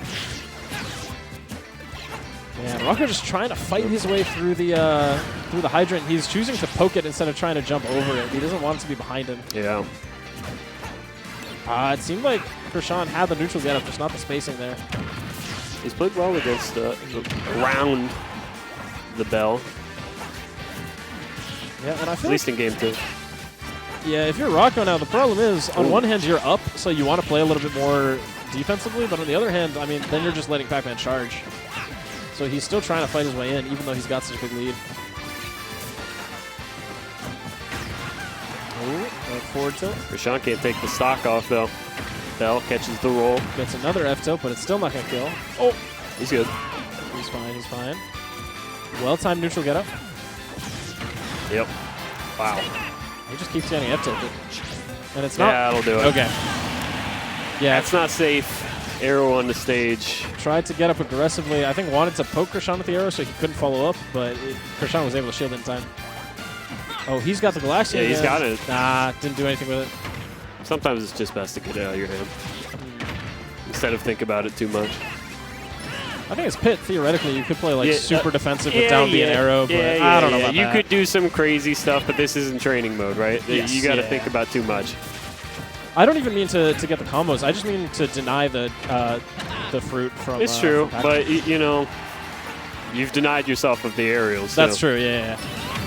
Oh, no! Oh, he's not fine. He was going for the trampoline, and then Kurshaun did another up B to put it somewhere else. Terrible timing to go down. Misses the tech, and to be honest, I don't blame him for missing the tech because I didn't think he'd get hit, and he certainly didn't either. Yeah, really hard to challenge that side B in any way. It's got the armor on it. It eats everything. That's tough stuff. I think that's gonna be it for me. It is 9 o'clock. Okay. I'm gonna take a break, but I think you got it from here. You're pretty good commentator, I think. Thank you very much. Means a lot. All right, guys. Thanks for coming. Thanks for listening. I don't know who we got next, but enjoy the ride. Yeah. All right. We're gonna be moving on to also Poe's socials down there. Follow him on Twitter. And then we're going to be going to one of our winners' quarters sets. So that was one of our winners' quarters. So Kurshaun making it to winner's side top 8. Looks like we're going to be having Waluigi and Squidplumber going up. So Squidplumber, he's finally back on the Belmonts after his month of messing around with Byleth. I think realized that wasn't really getting him anywhere. Even though it was definitely improving by the end of it. He made it top 8. So finally back with the Belmonts. However, interestingly, because he's been going Byleth, his results have been lower. So he got seeded really low today. And then got a win over Slashy. It was Game 3, last hit, ridiculous set. I saw it off stream. And then currently in winner's quarters here against Waluigi. And I've got Scabs joining me. What's good, Badger? Doing all right. How about you? We'll say good and move on. All right. So we've got Waluigi, Squidplumber, winner's quarters. Me for Summit. All right, this is how it is. True. Also, I want to point out that this man committed to Byleth. Like, he committed to picking this character up and trying to work on it, and then he immediately went like 2-2, 3-2, 4-2. Summit campaign came out. We're back on the friggin'. It was interesting. He finally made it into top 8 with the Byleth. Yep. And then that was the last tournament. Back in the pocket. Because he recognized that his Summit votes are going to be gone because people are going to clown on him for going 2-2 and trying to get into Summit. There we go, yeah. All right, so continuing the Summit campaign, I think he wants to get as deep in bracket as possible so he can have that Me for Summit showing as much as possible. All right, so what we doing? Stadium 2, most likely. So this is going to be the classic Belmont versus Snake. Yeah, I think what's interesting is I'm pretty sure Waluigi is what killed the Byleth. This was the last player he lost to with the Byleth. I would not be surprised. This looked awful the last time he did it with Byleth. So yeah, going back to Richter, giving you a little bit more, or at least for him, he's a little more comfortable with this kind of spacing against a character like Snake, I think. Like, you're able to keep a lot more distance here with these projectiles, and it's just going to be, they're going to be throwing a lot of stuff at each other. Speaking of throwing a lot of stuff right there, already getting the full stage control is Waluigi, and I think that's kind of what we're going to want to see here. Both these characters are proficient ledge trappers, so it's going to really be who can force advantage harder to start the match off and start with their opponent all the way across stage at edge. Yeah, so interestingly, Waluigi very up in this head-to-head, 10-1 record. Jesus. However, the last set that the only set that Squidplumber has won was the last one that he played with Belmonts. So that's a good sign, but right now he's down by a lot. Full stage control right there from Waluigi, and that's kind of the difference between these two characters is that Squid wants to play at mid-distance. He wants to play at a range where he can threaten with his aerials. Waluigi, it's dash attack range or full stage. He doesn't care. Yeah, and PS2 in Game 1, I mean, this is so often just the default, let's go PS2, but in this matchup, against Snake, I mean, why? I feel like this character loves having all this space. Why subject yourself to this? Yeah. I mean, even if you also want to camp, why subject yourself to stage with a lower ceiling where you can get up tilted earlier? Yeah, I feel like Snake can just camp from further away. Point blank range axe, beautiful right there. It's gonna be painful. Just run up an immediate forward tilt, but great down there right there from Squid, getting himself the heck out of dodge. Speaking of dodge, air dodging directly through that axe. Have to do it again. No, great TI right there from Waluigi. The no option. Oftentimes the right spot. Squid has evened this up. Now that he's controlling the center of the stage, Waluigi has been caught here in this corner, and he's eating so much damage. Ooh, what a snipe. Eating the stock, too, right there was Squid. And really, this is the difference maker, is that, yes, Squid is going to lose neutral against Waluigi when Waluigi's at massive distance. But when Waluigi wants to go ahead and get a kill, and he has to run in, then Squid can feast. He does find it there with the up tilt, just catches Squidplumber dropping the shield. And the axe, too. I don't think he has another jump, so he just has to land aggressively, and it is getting him nowhere. Just immediate upbeat, get me out of the corner, please. I want center stage. A little bit of stage control, please. Yeah, Squid is waiting out these air dodges. He's really tracking Waluigi in disadvantage very well, but we're back to neutral now. Great position with the fire right there. And then gets the forward smash, not quite going to finish off the stock. Snake is a heavy character, tossing out the axe though, and catching the initial dash of Waluigi, because Waluigi, again, he feels pressured. He feels like he wants to go in. Yeah, there's the falling there into the up special. Not quite. Now this character's going to live to 200. Yeah. That Belmont up special especially is such a fake kill move. Yeah. Especially considering that Squid very much likes to use as a get-off-me tool in neutral. That makes it a he little... messed up that back air right there. He was trying to hit with the tip of the toes so that it was disjointed, so that the hurt box manipulation makes it safe, but no such luck and gets grabbed instead. Yeah, and that back throw is going to finish out the stock. It really felt like Waluigi was bringing it back, and he had potential to bring it back even more. But now he's got to make up a stock disadvantage, and at this point, Squidplumber can play a lot more patient. But he still kind of seems to be choosing to go in there and scrap. Oh. Tons of damage right there, but able to fall back down. Shield poked, though, by that holy water. Yeah, there's the F tilt. Excellent pressure right now. I mean, but a little overzealous on that down tilt. Aggressive option from ledge gets Squidplumber back some stage control here, but we're still in that neutral spot where neither one of them really wants to commit to anything. Max distance, getting away with that forward tilt 1 on shield, too. That is, like, super unsafe. Yeah, finds that dash stack in, and once again, Waluigi is in the corner. This is where he's been caught basically all game. Axe catches him, too. This is looking dire here for Waluigi. Yep, going for that down tilt again, but Snake is able to get all the way over there with that dash stack. That's hilarious. Just when you think that the tether is going to save you from Nikita, that tool is merciless, my friend. Yeah, he's just trying to mix it up however he can, but at this point the strategy seems to just be get on ledge as quickly as possible, just so it's not even a factor. Platform drop to the back air right there to get through. Nikita arcing towards the edge, even catches the standard get up. That's so disheartening. And then catches the reel in attempt with the tether recovery. So now this is still a bit of a hill to climb, but if any player in the region could do it, it is Waluigi. He's one of the more patient players here with this Snake. Yeah, Snake is... I say that, and then he runs in. He just ran. I call him patient, he just runs straight into the wall. He did his best to prove you wrong instantly. He did, exactly. Like low percentage, grenade camp? No, me get the grab. Nope.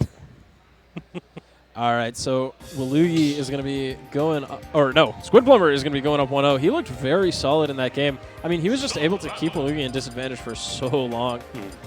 And it felt like whenever he ended up on the ledge, he was able to just like pick a quick aggressive option and get off.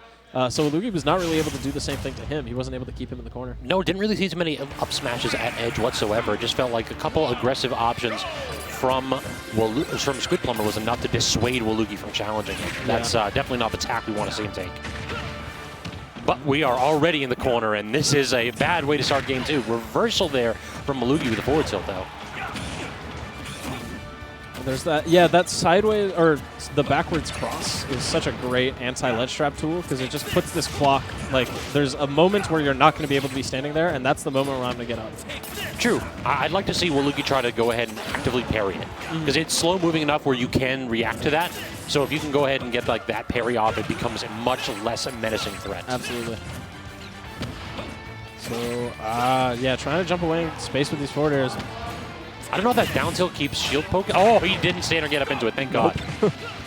That's definitely, he didn't get the turnaround though. Waluigi, he just feels like he's a frame or two off in multiple situations. There's just so many things being, and gets caught with the holy water into the up smash. That's, Squidplumber taking the lead in game 2, even though this is kind of a dire head-to-head. He's looking to make a statement. I think I've figured this matchup out. I mean, you said that he won the last one in this matchup, so I am not surprised given the performance that Squid's been putting on right now. Yeah, but I mean, you lose 9 in a row. Even if you get 1, that's still, you still got to be thinking about it, right? Yeah, that is still a problem. That is still a dominant performance right there from Waluigi, but so far we are not seeing it. No. And that actually, I think a bit of a bait with the backwards cross, because then he threw an aggressive option before the cross was anywhere close to coming back, but he does get caught by that up tilt. Dash attack versus down tilt. It just feels like it's a battle of the burst options all of a sudden here. Both players just squaring up all the way across stage, but I like this, what Squid's doing. He's standing on that platform so that he can get a long traveling holy water right there, and then he can platform drop at the fair if Waluigi decides to try to claim space. So he's claiming a lot, or putting on a lot of pressure from long distance. Indeed. Oh, he just used a jump here. This is an awkward spot. Has to just eat that axe to go up, be even higher. Yeah, he's going as high as he can, and he's able to find his way down. Ducks under the F-tilt. Yeah, that's nonsense right there. That's some hurtbox manipulation due to the dash attack. That cross goes through grenades. I see why that's frustrating. That's the little cross that could right there. Just barreling through everything. And you cannot punish that down tilt. Just looks like Snake lacks the speed to get up there. And look at the knowledge, too, from Squid. He went onto that platform knowing that the grenade wasn't going to explode and kill him. Exactly, yeah. So many projectiles flying. How is Waluigi going to get around this? He gets grabbed, and that's a stock. Squid one stock away, making it into winner's top 8 on the return of his Belmont.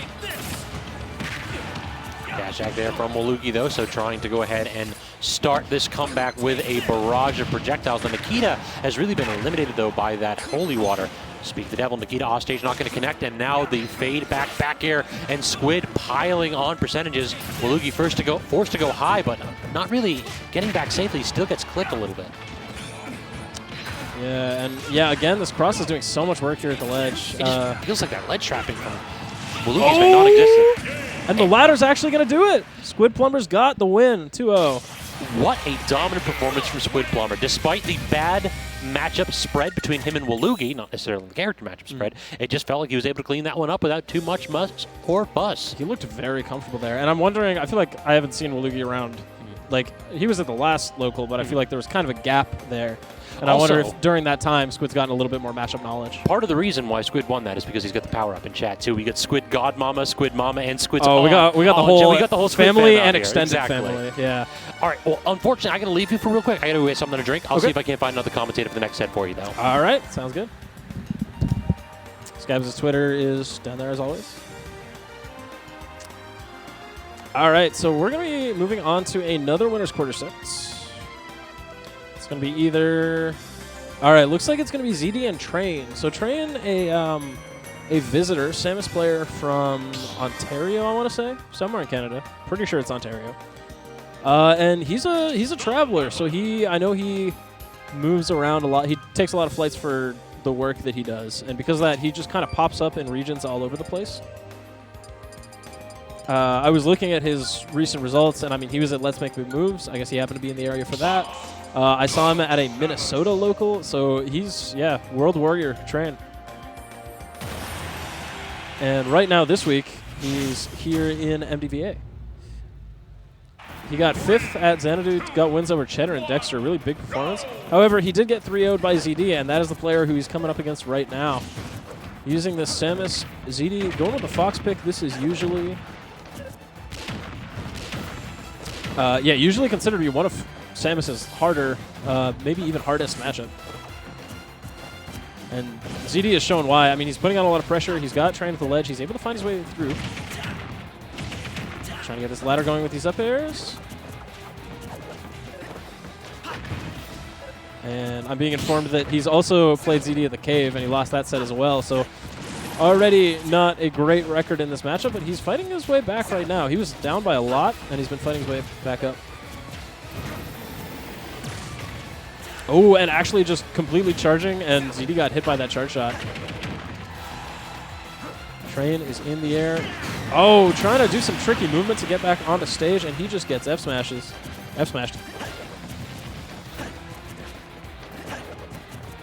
And yeah, here in the corner, ZD is trying to keep up this pressure. It feels like Train is still content to run away even though he's down. Not really much of a way to approach Fox safely. You're just going to get whiff punished every single time. Ooh, the falling up air was such a nice option from ZD, and it gets him 76%. Train just does not really seem to have a way to counter hit a lot of the pressure that ZD is putting on. He's trying to use these bombs now to put a little bit of stuff in the way, but I mean, he's not getting like pressure out of it. He's just kind of delaying ZD inevitably getting to him. There's the missiles coming up.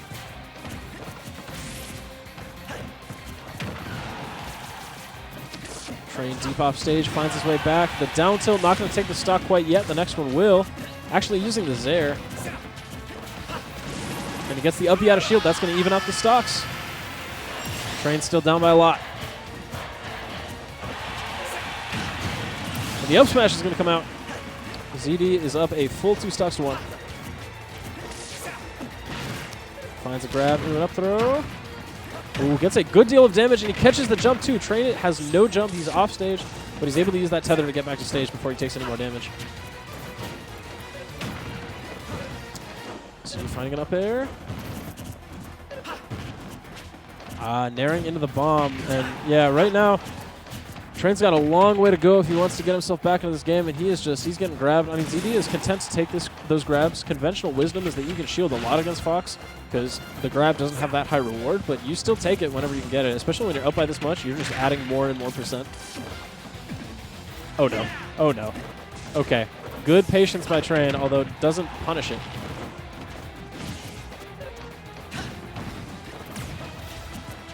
All right. Finds an up throw again. Just putting Train in these bad positions and trying to find a kill off of it. Because when they're shielding every time, oh, but he catches the F smash. Catches Train trying to jump around the ledge. All right, ZD taking a very comfortable game 1. Didn't really feel like Train was threatening him at all.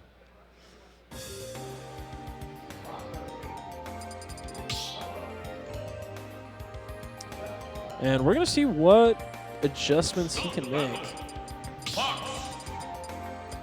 Although, in this matchup, this is pretty tough. Yeah, sticking with the Dark Samus. Doesn't have a secondary for this situation. Doesn't seem like it. 3, 2, 1, go!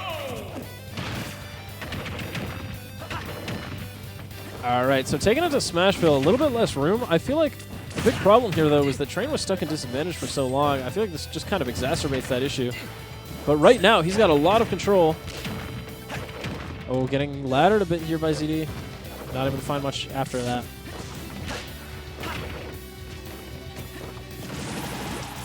Getting caught trying to dare the shield. Feels like Train is he's utilized that up B out of shield to pretty good results. But ZD sneaks his way around the back air, tries to get an F smash. That's been a very effective option for him so far. Oh, the Nair catching the jump. Not able to punish that up B. Here's another grab. He is totally fine with taking those. And just pressuring with back air after back air. But he gets back aired himself.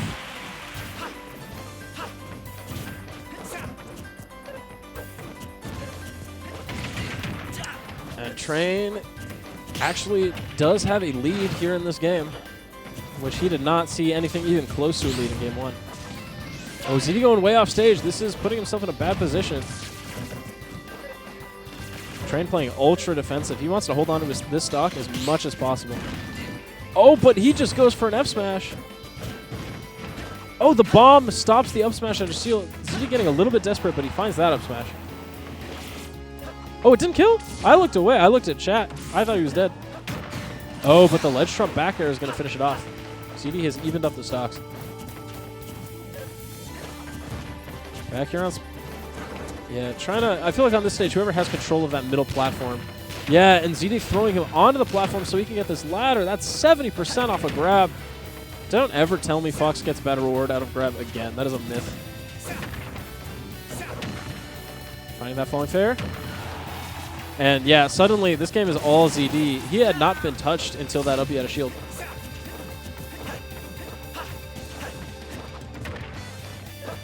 There's a down angle left tilt. Gets caught with the back air. Able to side B his way back. I feel like Train is dropping those on the ledge instead of directly past them. And that up smash is going to take it. ZD's found the lead once again.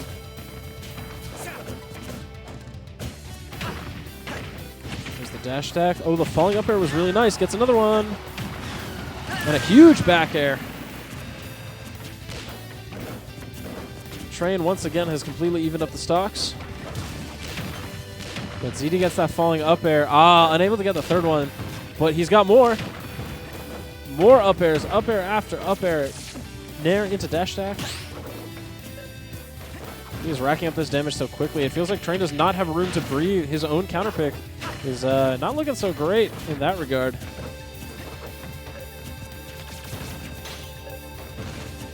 He runs right into that bomb. Going over. And yeah, ZD trying to play patient and find his way in, but he gets caught by that that neutral B, that charge shot. And yeah, Train is playing super defensive. He knows that if he overextends even a little bit, he's going to be in a whole world of hurt. Might lose this set for it. Oh, but the Nair up smash. ZD finds those out of anything. And ZD takes the set 2-0. Game 1 was very strong win for ZD there, but game 2 looking a little bit closer. Train was not, however, able to seal it out. And after that, that's going to send us to our next winner's quarter set. And our last one, which looks like it's going to be Gummy versus Dark. Gummy actually taking a 2-0 win over Dexter, and that was in Joker Wolf, apparently. So no weird counter picks or anything like that. So we're going to have 2 players who are not seeded to be in this winner's quarters are going to be going up against each other. Hey, welcome back, Scabs. Sorry, I hate hopping in like mid-set. It always seems to ruin the flow. Right, yeah. Well, we've got... I believe this is just a wee bit. Oh, yeah, sure. Trying to get centered here. Oh, yeah. Got to get the whatchamacallit, the video production nonsense going. Right. All right, so we got Dark and who else? Dark and Gummy. Gummy, So all right. Gummy taking a win over Dexter in the round before this, which is pretty big. For sure, but is it big enough to overcome the terror that is MDVA's very own Dark? We'll see. Yeah, Dark taking that upset win over Nick Districts in the round before, which he was not very happy about. No, so that was actually the first time that Nick has lost to a snake. I know, yeah. He was telling me about that right before the set, and I think that's the problem. You go in with that mentality if you can't let the streak break, and then you lose. So now we've got a new challenger stepping up to the plate here, trying to stop Gummy's winner's run, and that is Dark. Dark, one of those players that you never know what you're going to get out of him. He definitely plays a little bit more of a wild snake. Compare that to like Gummy, who is just the most level-headed Joker you'll ever see. This man just doesn't mess up in neutral. Yeah, I feel like he plays a very consistent game, but at the same time, he gets caught by some of those more wild options because he's sort of like he's playing like one level deep, and then you do something crazy, and he's not ready for it. He can get a little bit mixed by that. Speaking of getting mixed. Yes, sir. The grenade into up air. Great confirm right there. Yeah, and Dark's got a huge lead, and when Snake is up by this much, this is already such a hill to climb. Hit it back on the forward tilt into immediately trying to establish stage control with the C4 planted at center stage. It's going to make it so difficult for Gummy to get those downward angled gun approaches. But getting dragged out of the Cypher, though, Gummy doing a good job of sharking Dark the second that he tries to take to the skies. Yep, and Dark threatening with that forward air. He loves that move. Oh, yeah. That's, the Dark special is either the Randy forward smash out of nowhere or the forward air off stage that works for absolutely no reason. Yep. People are just not ready for it. And, I mean, right now, Gummy has been playing pretty consistent. He's been able to rack up a good deal of damage without taking too much, but then Dark finds that back air, and suddenly the Arsene is out, though. It is no longer time to engage. Dark respects Arsene. He backs away. 2 grenade trades, though, and those are really like the difference maker in this matchup. Because Dark can toss out that grenade frame 1, it makes it so that if you're just swinging with Arsene, you're not going to have him for too long. No, it just drains it so quickly. Especially because as Arsene, those are the moments in which you... Oh, actually going for the up B. Those are the moments in which you want to get as close up as possible to get those back airs, those forward airs, those huge hits. But Snake able to take advantage of that. If you've gone for up air, oh, but he gets the up tilt to clean it up. This is not looking close right now. It just feels like Gummy does not have an answer for the camping the Dark is doing a little bit. And he's choosing his moments perfectly as to when to go in. Yeah. So when he actually like gets a dash attack, yeah, it tends to rack up a bit of damage. But Gummy finally able to claim that first stock with the drag down into the up smash. Yeah, this is looking very dominant. Gummy has been able to win this before. Dark is up 4-2 in the set count. I feel like this is one of those matchups where whoever takes that first stock, whoever goes up early, is going to be able to take control of the game. I can definitely see that. Arsene very nearly on deck too. So what I think we want to see here is we want to see Gummy go ahead and get a solid bit of damage on Dark before the Arsene activation so that he can threaten the kill with that resource. Yeah, because that way you're not trying to rack up damage with the Arsene, and you're only going for the kill. And at that point, if there's a trade, that's fine. But this might not quite be kill percent. He did get the sticky, but good air dodge right there by Gummy. Yeah. Yeah, at this point, you're only going to be killing with like a back air right at the ledge or a smash attack. So. I don't even know if he'll be killing with a back air considering the weight differential between the two characters. And, okay, he finds the up smash, though, right on time because the Arsene disappeared frames after. Perfect timing indeed here, though. We are in up tilt worry percentage here. We'll just grab Dark. He committed to shield. Dark ran away and then just said, all right, I'll take it, I guess. Yeah, but he up tilted a little bit early. Didn't quite get the neutral get up. And now, yeah, Gummy trying to weave his way around, trying not to commit too hard to anything, but he does commit with that dash attack.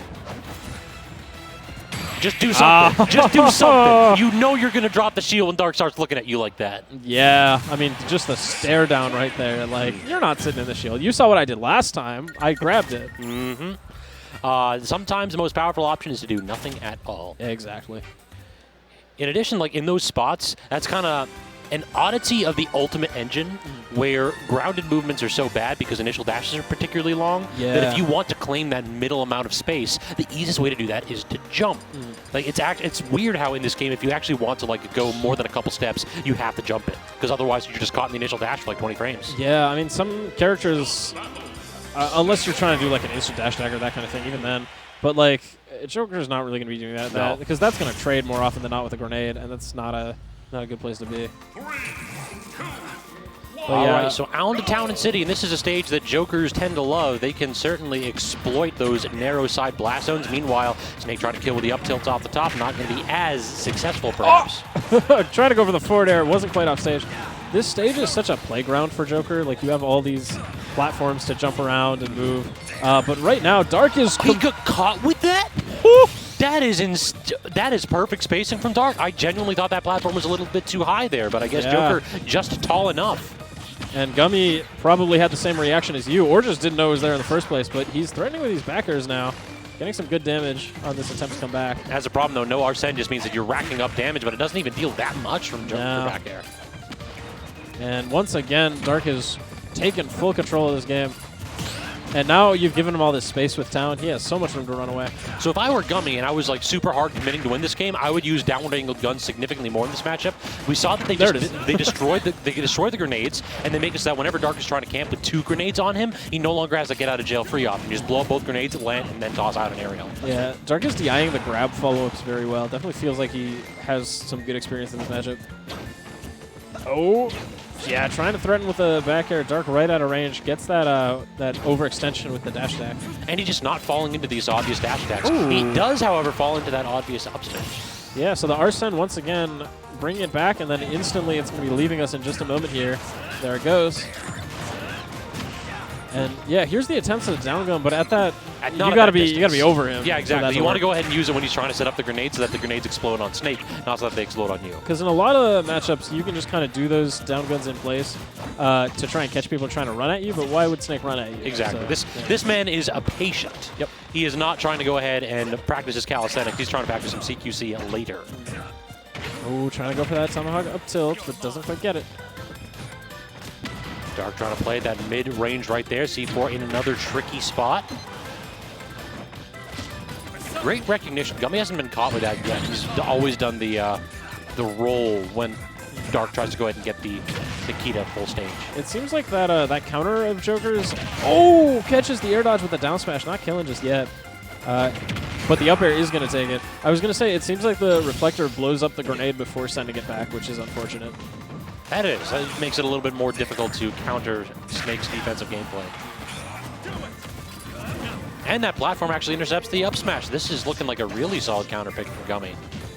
Yeah, Gummy is making use of all this space he has with Town. And look at how he's trying to play this, but Dark goes under with the dash attack.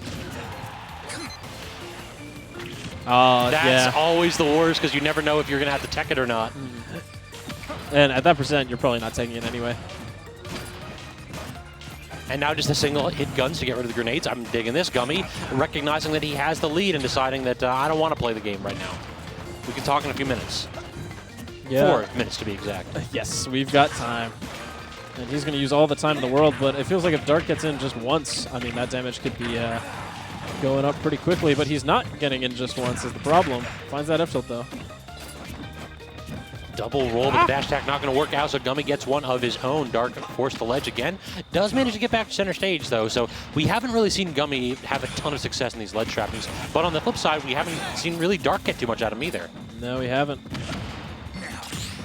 Great parry. That's brave. It's one of those parries where you got to wonder. I'm going to give him the benefit of the doubt and say it was intentional, but, like, was he just dropping shield in that moment? Now, Dark, I like this. Like, even though you're down a percent, do not approach the Arsene. Yeah, there is just no point. You'll have time later. Arsene very nearly gone here, so the risk is finally been averted. But again, Dark trying to get that neutral air dodge out to land safely, and he is unable to do so. Gummy has successfully called out that option a few times, and usually with that down smash, it's so fast it hits on both sides. Even if he tries to mix you up with the cross-up, it's just not going to work in that situation. Yeah, basically, Snakes are always going to rely on B-reversing and wave bouncing those neutral Bs and side Bs to try to, or excuse me, neutral Bs and down Bs to try to mix up where they're going to land.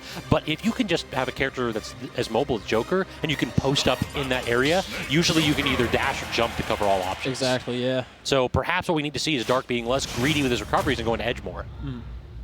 Definitely could be an option. Over here on small battlefield, yeah, just bringing the space down. Joker is going to have to be in range of grenade throws now because the grenade just goes the whole stage. Then he just goes down gun 3 to 4 times on the platforms.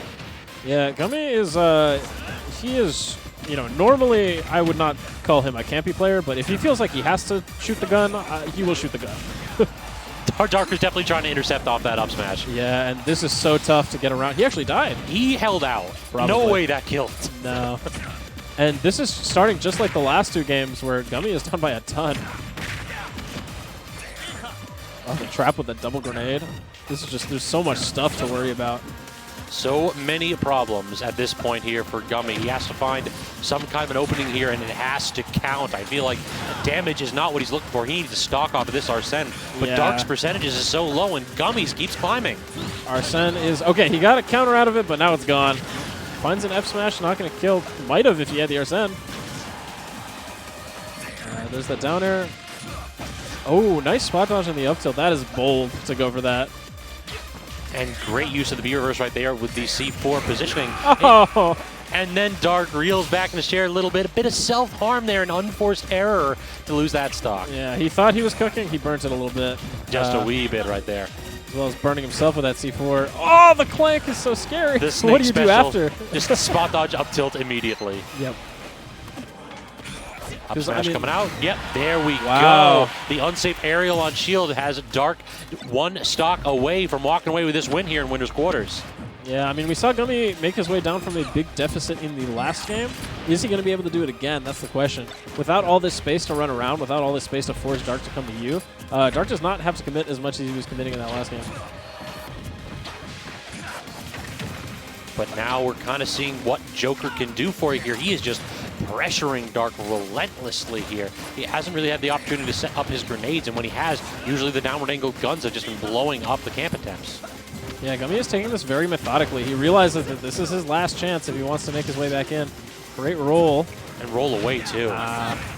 Oh, finds that down smash on the second place. We got a back throw. He is really trying to threaten off stage, but that means that the ledge trap has been reversed now. He's able to find his way back. Good use of the V-reverse right there to back off. Dark recognized that maybe running in or jumping in specifically against this character is not the best option.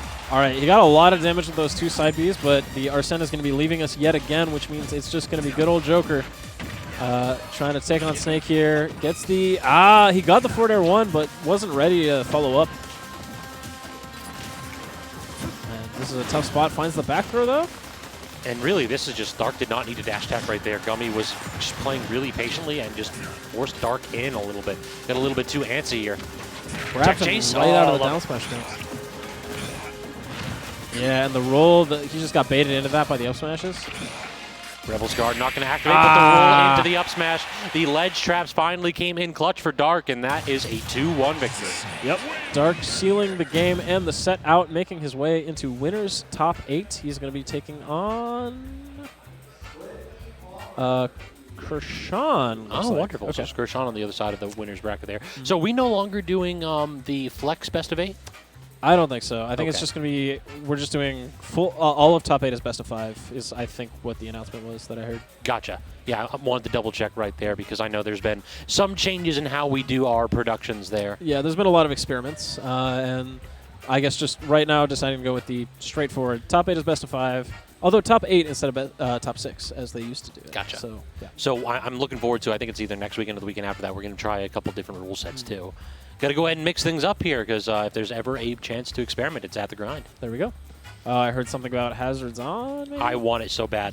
Hazards On is just a phenomenal rule set purely because people get to experience some jank. Yeah, I mean, you got the funny moving platforms. I was going back. I watched a Smash 4 set for the first time in a while, and I saw that the town platform was moving up and down. I was like, I completely forgot that it did that. I was just like, I was blown away. I was like, whoa. I mean, at the very least, it gets us out of the warm confines of PS2. Yes. It's like, I would, if I was to be honest, I would put Hazards on PS2 in that rule list. It's like, if y'all want it, you can have it.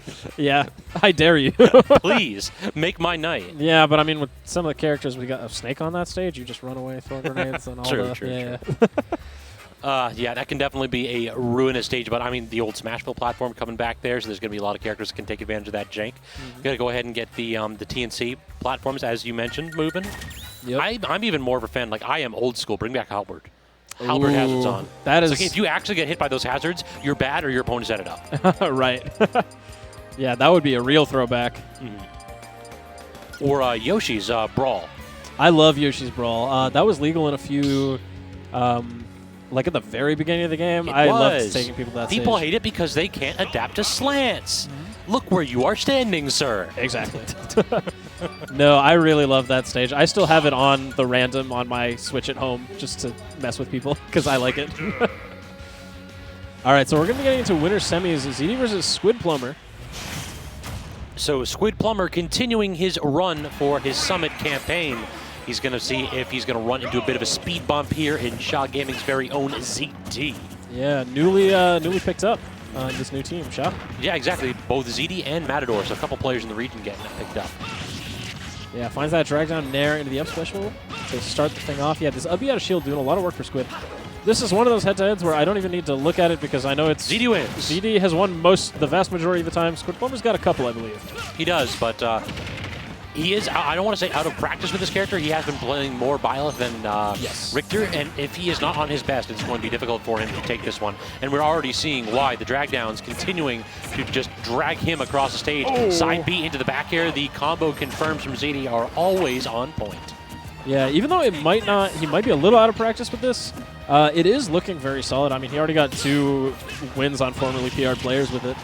Gets the up out of shield, but gets dragged down. Oh, good timing on the roll. Has to use the double jump and the air dodge is ZD to get around that projectile, but he does manage to do so. Wow. Now he's in an awkward spot here, and this is exactly what you want to see if you are a Squidplumber, but cannot connect with either of the aerials and has to back off. Yeah, that tether was surely the maximum possible distance. And, oh, the catch again? Yeah, this ZD... You're just dead from that. Yeah. That is amazing. ZD understanding how to use Squidplumber's own tools against him. ZD is definitely, you can tell he's played against Squid many a time because he's caught that the holy water multiple times off his shield now. Oh, he missed the forward smash. Squidplumber had the right option. That missed. He jumped and he There's no instantly options realized I should not have jumped. Exactly. Cannot punish the Firefox, though. It looks like so Squidplumber gets the back air instead. And look at that. After an early stock for ZD, Squidplumber manages to draw even after only 10%. Ooh. And then he draws it all the way back with a great combo. Yeah, he's actually got a % lead now, but that neutral air is going to eat away at it. Look at that % lead he had. Well, I think it's no about more. to go away. Still up by 10. Yeah, ZD's one combo Fox game, move. Not a point all of a sudden. All right. He's back here in the corner. ZD is just putting a lot of pressure just in where he's positioning himself in neutral. And part of it is because he knows that Squidplumber really has one out of shield option in that up B. Yep. So if his pressure is at all consistent, then he just doesn't have to worry about it. Yeah, you've got one thing to worry about. As long as you're out of the range of that, you're fine. Oh, there's those nairs. ZD finding the grab. Oh, the drag down. He got the roll in. That is nonsense. ZD rolled back before Squidplumber even inputted the option and had the smash attack ready. Yeah, that was nuts. That was one of those I am in your head right now reads. Oh, but he's going to die to that whip on the ledge. All right, trying to pressure with these down airs. Quick. Yeah, gets up bead. Kind of reminiscent of matches we've seen of ZD playing against the Little Max in this region, where if he does anything that's not true, he just gets upbeat out of it. But this is... Luckily, that was all. Yeah, there was no opportunity for Squidplumber to hit any buttons in that entire time. Yep. We switched to a turn-based combat for just a moment, and it was clearly ZD's turn. Yeah. It's like one of those like active time games. Like his bar finished loading up. He's like, all right, now I'm gonna do 6 things. He just missed the quick time event like 4 times in a row. Right. That's all it was. Ooh, gets up, goes in. That's such He rolled in again. Yeah. He rolled in again, and ZD was ready for it. Yeah, I mean, ZD doing that little feint forward, he just does that initial dash in, but then instead of continuing in that direction, just runs right back. Knows that if you see him moving in, your subconscious is going to go, oh, I should roll in to be far away from him. You thought he was reacting, but in reality, it was a bluff. Indeed. All right, so Squidplumber, I mean, that was definitely within his grasp. Absolutely. He had the ability to go ahead and win that game. It just felt like ZD had one cutscene combo, and then the match just seemed to slip out of Squid's hands. In neutral, though, it looked like he was competing. Yeah, and this is a best of 5, so we've got plenty of time for adaptations and whatnot. And now ZD does not want to engage. A couple optimal lasers, like maybe you run at me this time. Maybe could we change places for just a minute? Yep. But there it is. ZD this time ready for the attempts to up B out of shield. Or up B out of the combo, rather.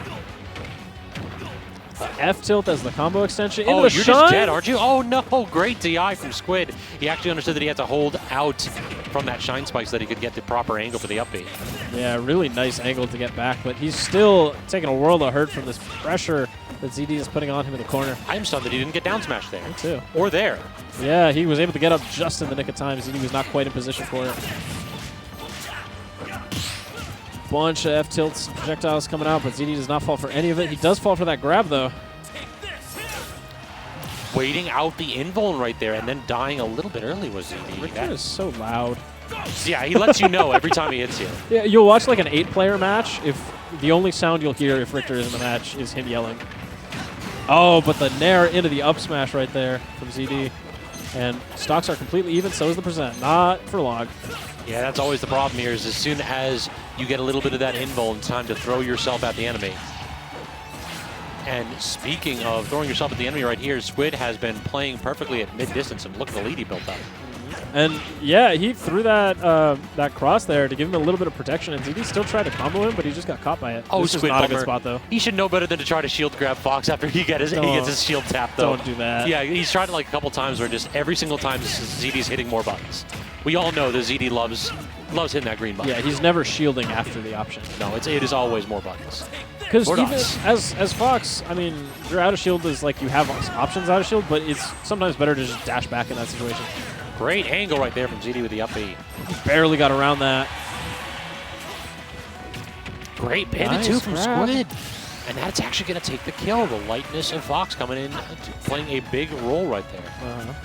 I like that throwing the cross in the other direction is the one option, the one move that you can do while the opponent has respawn invincibility where it might actually hit them because it takes so long to come back.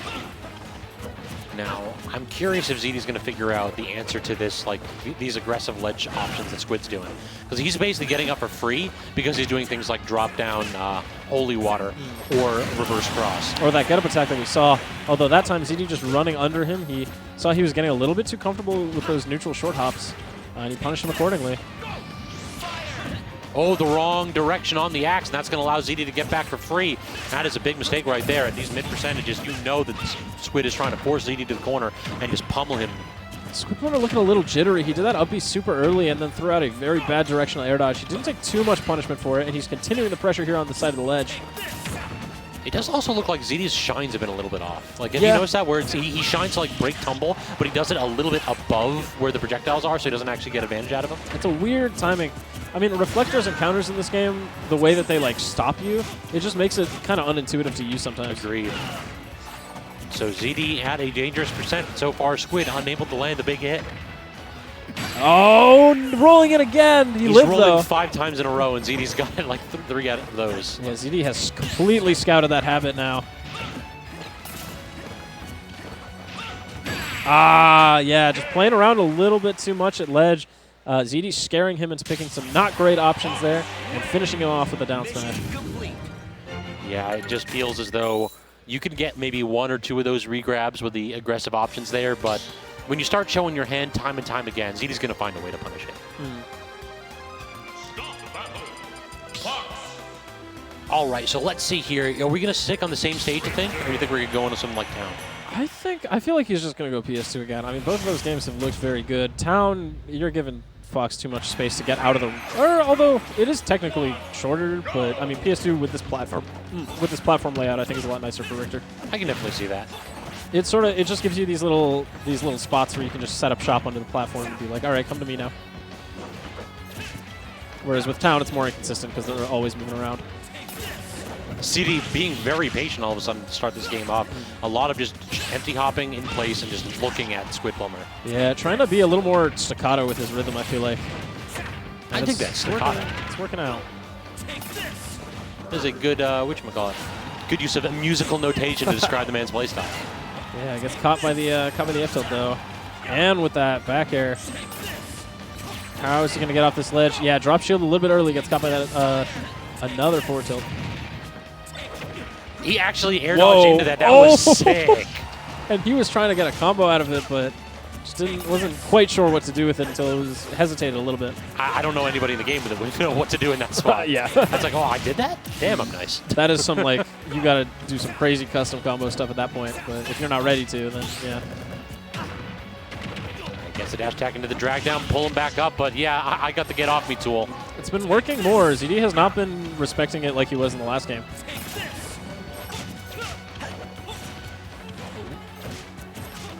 Now kind of swinging a lot here is Squidplumber. He knows that he's got ZD on the ropes. And he just barely misspaced that down smash. I think he had the timing correct. So if he had that spacing properly, I think ZD might have just been dead at 50.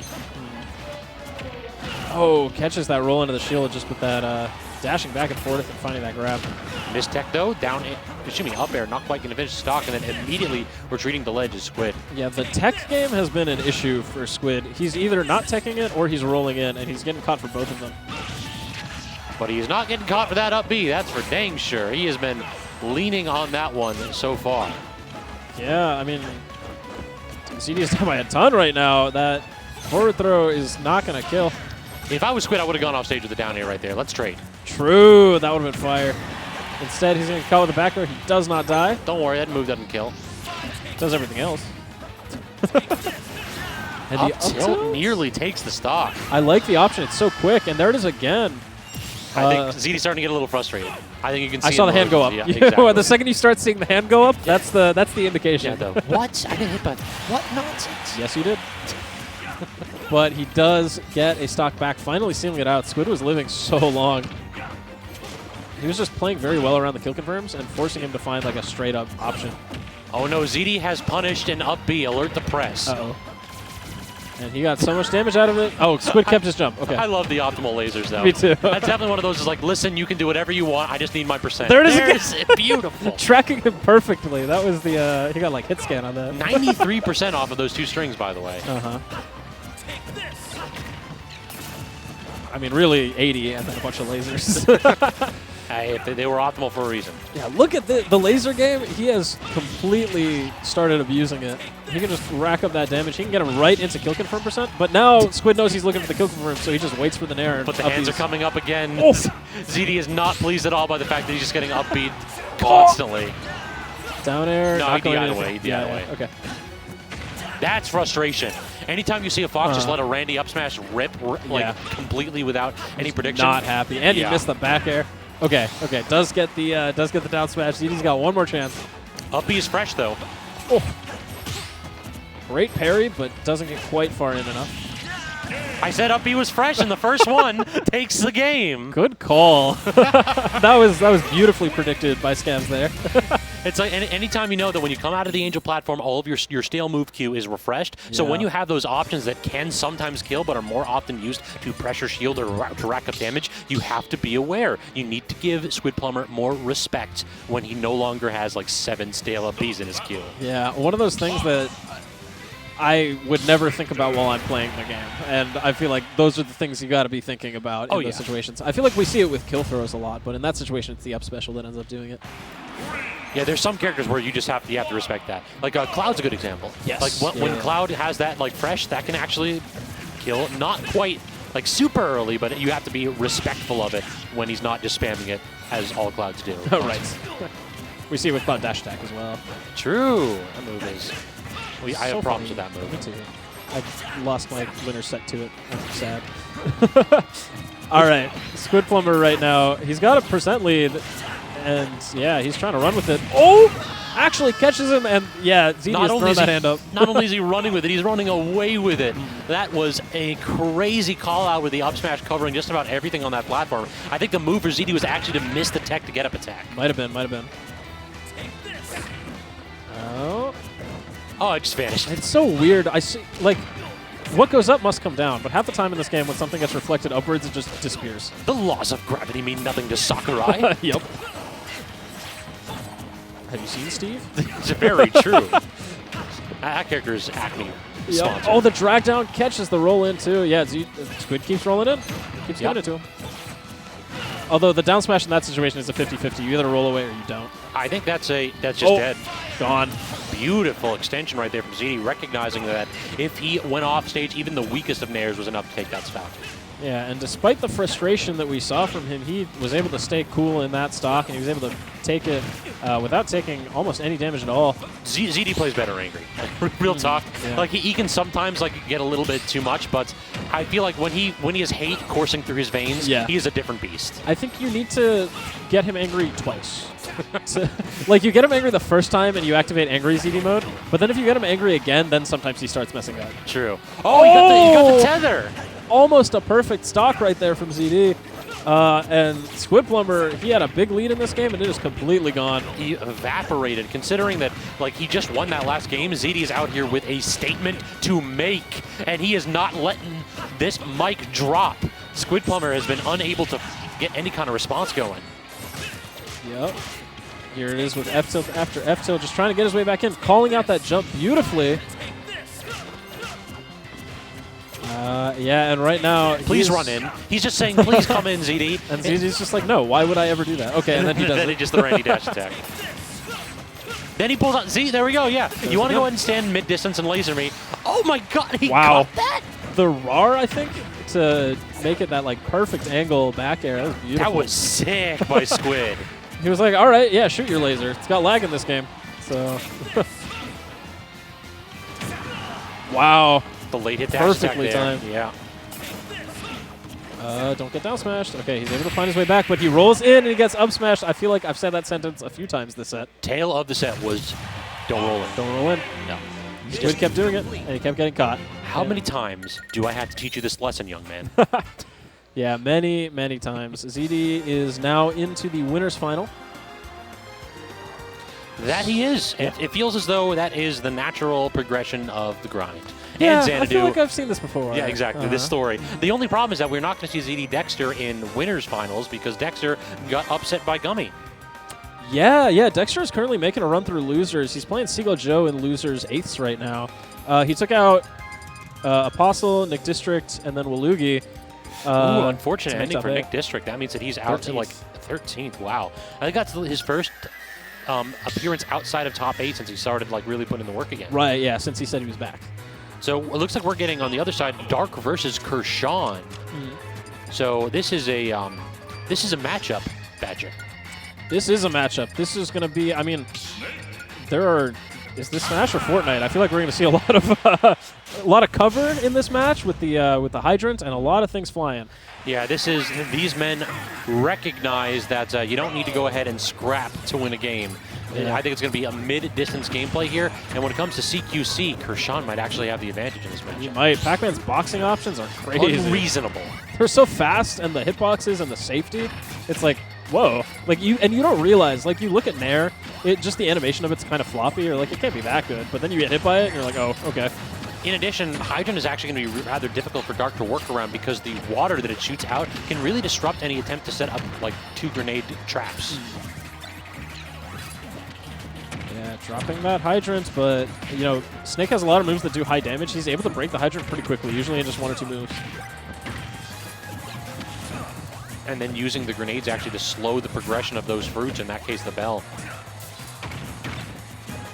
Yeah, he's just giving Kurshaun his space. He's like, all right, you got the Hydrant, you got it. You can camp behind it, that's fine. Doesn't At stay this out there point, forever.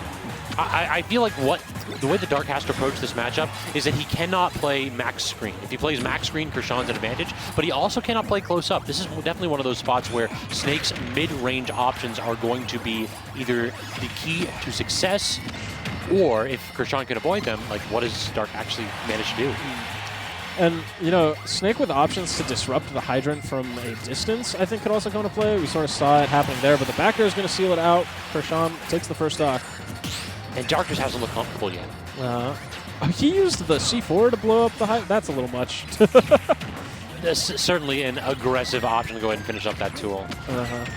Oh, he's taking so much damage from this, and he gets F-smashed, and that's another stock. 0 to death. What an option by Kurshaun. Just 2 times in a row, he caught Dark without grenade or unable to pull that out. I like just taking the damage on the armored side B with the up smash there. And he finishes it out with the up tilt, even though he's down by so much. Dark continuing to stay consistent, trying to maybe find his way back in this game, but you're getting hit by the Galaxian over and over again. And you know why he took all that damage? Greed. Yep. He tried to go ahead and get a follow-up that just was not true. He did not respect Kurshaun's boxing options, and because of that, those quick aerials, well, they let Dark know the error of his ways. Now he's at 100. Yeah, it feels like you overextend just a little bit against Pac-Man, and he's got that little dash back into Bell, and you die. Or even just like with the boxing options, as you were saying, the aerials. Grenade is out again, so he does manage to disjoint that Hydrant, and he even parries the Bell, but... Yeah, it just feels like it's a little bit too little too late here. Dark has to go ahead and pull out something crazy. We need one of those Dark forward airs or forward smashes to claim this game. Yeah, problem is he's already at 168, and he's got to do it on 2 stocks, because Kurshaun is not really at kill percent yet. Trying to go ahead and catch the 2-frame there with that fruit. Good runoff option by Kurshaun, and now Dark finding himself off stage again. Has to recover low, but at least I think his options to get down aren't good enough. Yeah, I mean, as you were saying, that up air that catches him trying to get back on the stage. Felt like Kurshaun just throttled that game and did not let go. Yeah, that second stock 0 to death was wild, and that's where it just kind of got to the point where, like, yeah, Dark started to figure some things out there by the end, but it was just, there was too much pressure and he was too far down. All right, so now the question becomes, are we going to go something like small battlefield here, so a smaller stage with larger platforms that you can control more easy with C4? I think that might be the pick. It could be an option. At the same time, there you're trapping yourself with Pac-Man. Hey. Although that is what he ends up going with, is the small battlefield pick. Yeah, it definitely feels like a stage that Dark enjoys. Yeah, I've seen him counterpick here a lot. Yeah, he puts the C4 directly on the edge of those platforms. It's hard to see. Like, you can't see it's on exactly right there. It's hard for Kurshaun to track that, and it controls just so much space. Oh, but here, finding that back under the forward tilt. Nikita is out there, but great evasiveness from Kurshaun. Yep. Just trying to pester him from a distance here, but Kurshaun finding his way in. He's just he's kind of floating in the air, and just like, he's always threatening aerials. And the timing of when he comes down is, like, it's changing a lot. He also uses the water better than any Pac-Man that I've seen. He'll basically use it to make non-safe options on shield safe. Yeah, he'll just use it to push him away. It's like, let me just, like, F-smash your shield real quick or whatever, and whoop, I'm on the other side of the stage now. Exactly. Oh! Through both of those grenades and the hitbox that Dark was trying to toss out. Just barreling through everything. Yeah, we saw in the Dark's... or no, it was Squidplumber played against Waluigi. Never mind, I'm getting my snakes mixed up. Too many of them in this region. Yep. Really, it's just these two. Like, there's a couple, like, mid-level snakes, but I don't think... I think these two have been the only two that have been consistently appearing in this late in bracket. Yeah, I mean, I can think of Unlucky. Other than that, I'm not entirely sure who else. Please drop your shield. Wow. Please drop your shield, Yeah. Kurshaun. And still not dying to that hydrant. He just ate it. That's a problem. You can eat it with side B, but you just absolutely cannot with the trampolines. Wow, and the little drift back to get out of the way. That's beautiful. Kill him. Oh, Pac-Man. Pac-Man grab is really good. Yeah. Like Instead, Dark, good recognition by Dark to pull up right there. oh, but the apple, that weird angle that it goes, usually not an angle that Pac-Man is really threatening with his aerials, so it really covers the blind spot for him. Oh, no! Don't die for this, Dark. He air dodged. He died. Every time Dark goes off stage with a forward air, someone needs to die. He wins a cost or he must dies. be paid. Yeah, it's just it's a 50-50, I guess. Either it works or it doesn't. Exactly, yeah. Either works or it doesn't. Someone here Yep. is going to bleed. Exactly. And yeah, now Dark is finding himself at quite a deficit. He lost that early stock, and this game that was even is not looking so even anymore.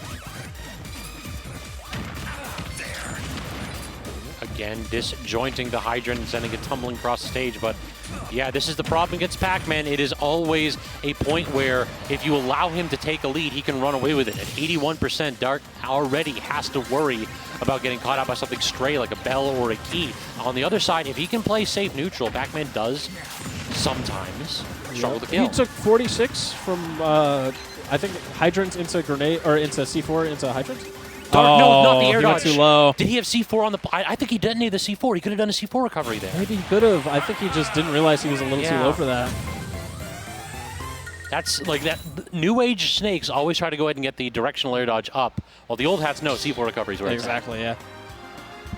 All right, so Kurshaun going up 2-0 in the set, looking pretty confident. However, Dark was holding that game pretty even until he made a couple of costly errors off stage.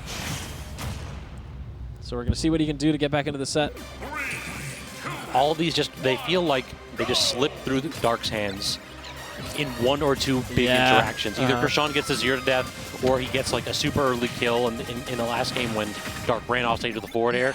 Like in neutral, Dark is hanging around. He just needs to get those exclamation point killing blows. Yeah, this game he's having some more trouble in neutral, although quick 42. Using the hydrant to his advantage. Anytime he disjoints the hydrant, he's got the potential for an easy 50 damage. Exactly, there. yeah. Nikita gets sent all the way up. Is it going to fall back down? I guess not. There it is. Yeah, all right, all right. I'm sitting there wondering, that's you got to watch out for that, right? That one doesn't just disappear. I feel like that drops until either it's off the screen or it hits the ground. And then, yeah, dropping the C4 there. Oh, he's going for the back throw there. Trying to set up the Nikita, but again, Kurshaun just too slippery off stage. Yeah, beautiful juke there. And going straight up, he's like, but he gets up aired for it. Yeah, just did not put himself in a great position there. Yeah, definitely an all or nothing option, waiting for Dark to commit to something like a Nikita.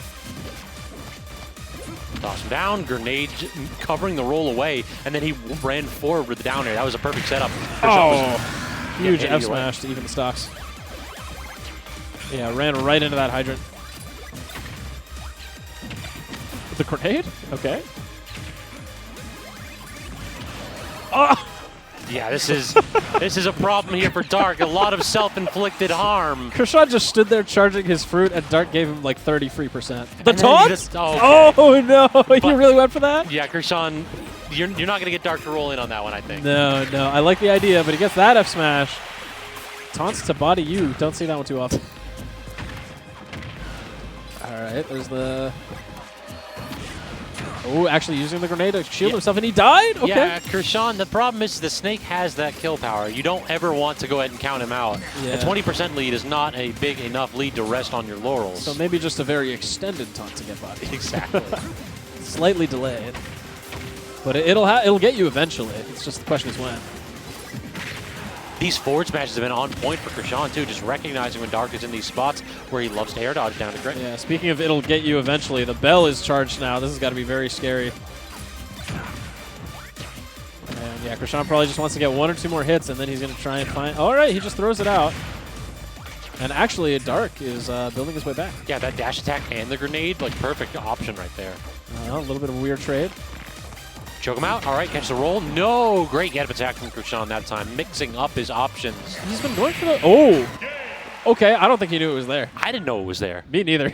I think Dark is the only person in this building who knew that C4 was there. That stage is just so good for Snake purely for that. It feels like those platforms like flared up ever so slightly. Yeah. It makes it really hard to see C4 when it's trapped on the platform. That's one of those old school, like back in the day, it used to be you'd pick like PictoChat because it's completely blocked the stuff C4. like You that. couldn't see it on there. Exactly.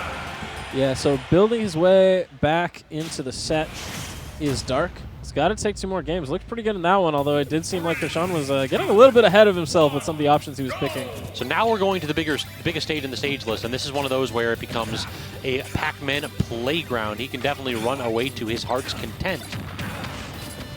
Yeah, he's just... Although there, okay, Dark going for that forward air. Yeah, both of these, they just have so much room. Kurshaun is completely content to just, if he sees he's got a lot of space behind him, just take it.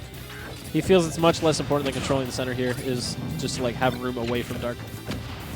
The fact that Key immediately disjoints Hydrant is so frustrating. It's like well designed, like it's obviously supposed to do that, but it doesn't mean that it's fair. Yeah. Because it's like, oh, he's fully across stage, and now he flings 2 projectiles. They made at a me. very conscious choice to annoy us. And I disagree. Yeah. It was the wrong one, but they, Yeah, exactly. they made that choice. Oh, he's going for it. I don't even know why you would do that, because I feel like Dark can just react with the air dodge. Yeah, you can break Cypher there, but the problem is that Snake's aerial drift isn't particularly good, so you not only have to break Cypher, you have to break Cypher in the correct direction. Yes. Dark. Uh-oh. Be careful, my friend.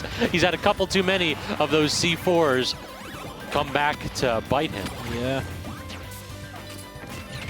It just feels like sometimes he gets a little ahead of himself with what he's trying to do with them. Couple up smashes here to try to cover the space, but yeah, Kurshaun can stall all day off stage. I feel like he took a lot of damage from that. Oh, the apple? Not quite. High ceiling of town, keeping him alive for now. Where is he? Where is he going? I have no idea. He was so high, and then he just dives to a forward tilt as soon as he lands. He took the scenic route all the way around. I feel like he took like 20% in the magnifier alone up there. Yeah, he went. You got to look a whole look, good look at the town and the city. Like that was. That's true. All right, being sent all the way over. Oh, he just ran right into it, and now this is starting to get out of hand. But the up tilt, whenever snakes are in trouble, they start looking for it, and Dark finds it. Yeah, every single snake has one thing on their mind at all times. It's disgusting. It is. That was pretty sick, to be honest. That was beautiful, Yeah. actually. The immediate down air, like that is not a move that's easy to connect in the air, but Pac-Man's shape helps that out a lot. Yeah. Oh, gets back aired out of shield, and I mean, percent's not too far apart, but again, Dark is hitting himself with the grenades, actually widening the gap for Kurshaun.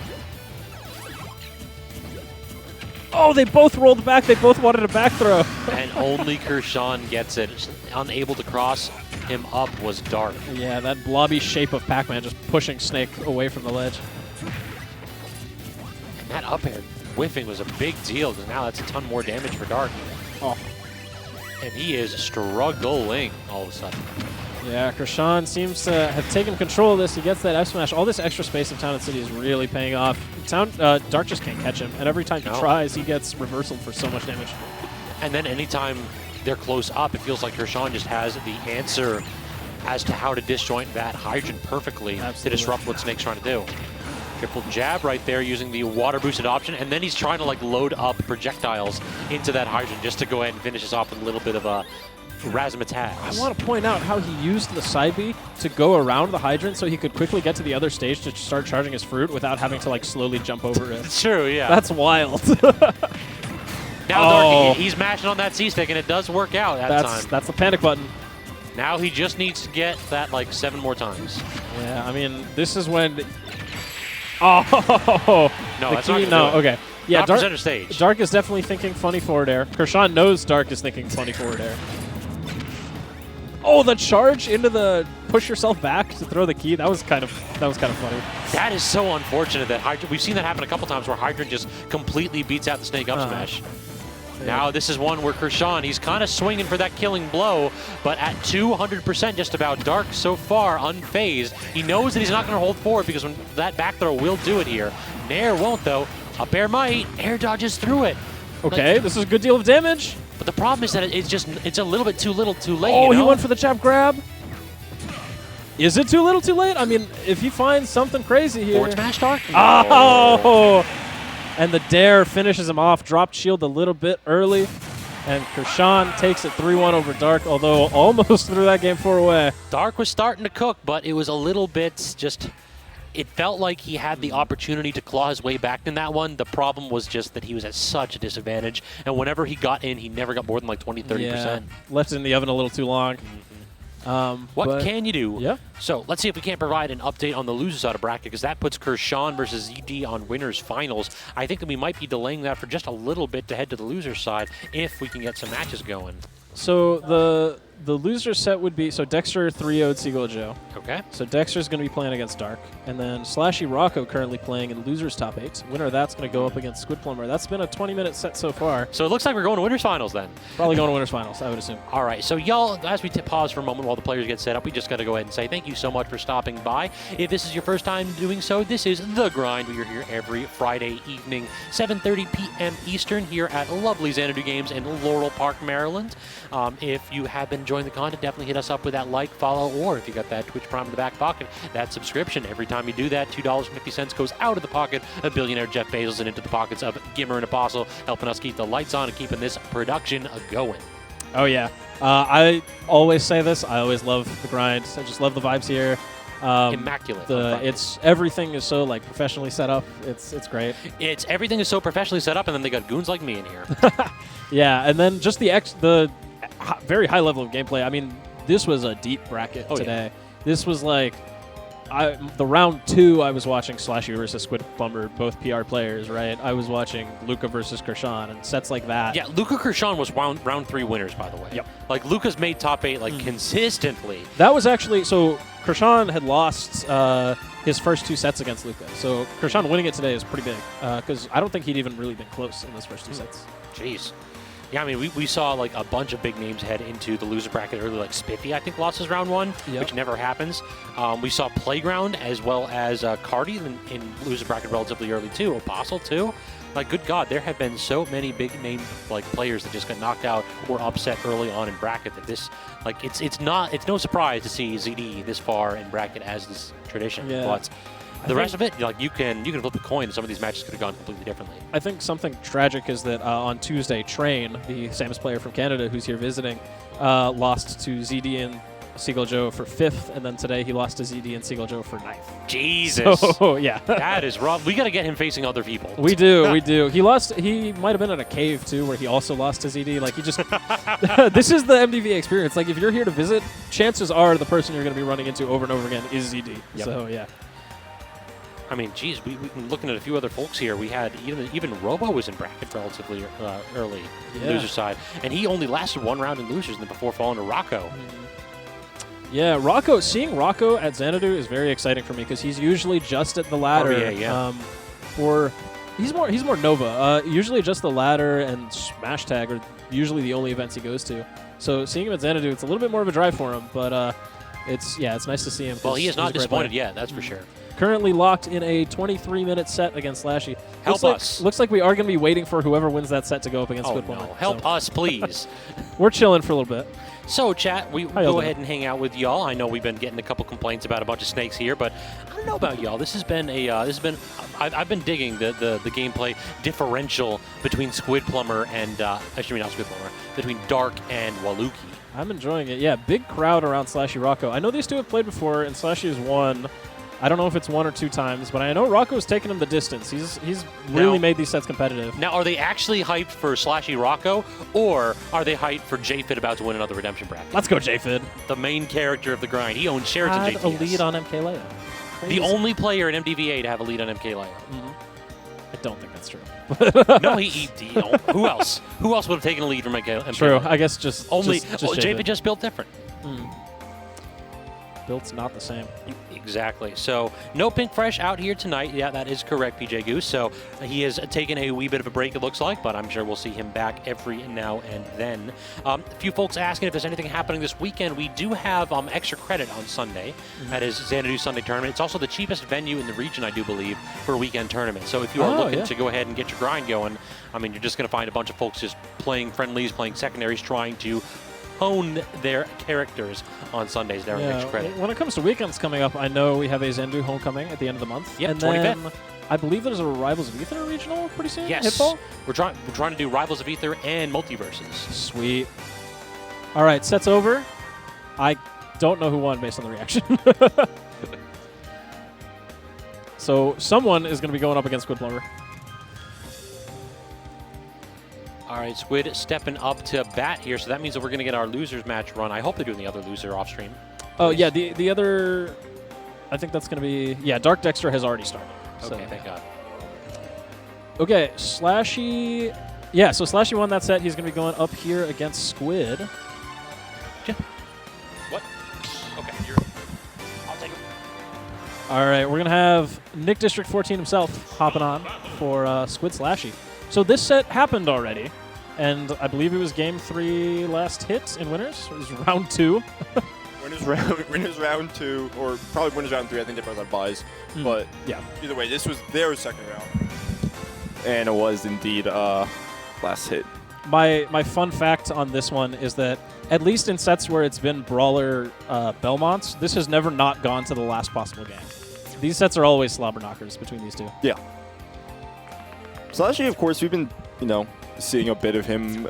I would imagine he ended up on most people's radar from Glitch. Yeah. But he's been in the region for a while. Like, I remember him before the pandemic. He was like a Mii Sword Fighter Raw player too. Like, he's been around the block quite a bit. He was usually playing in Philly before the pandemic, but since he's coming to school here at American University in DC, becoming part of the MDVA scene, only at the start of last year actually did he find Mii Brawler, and that's become his character.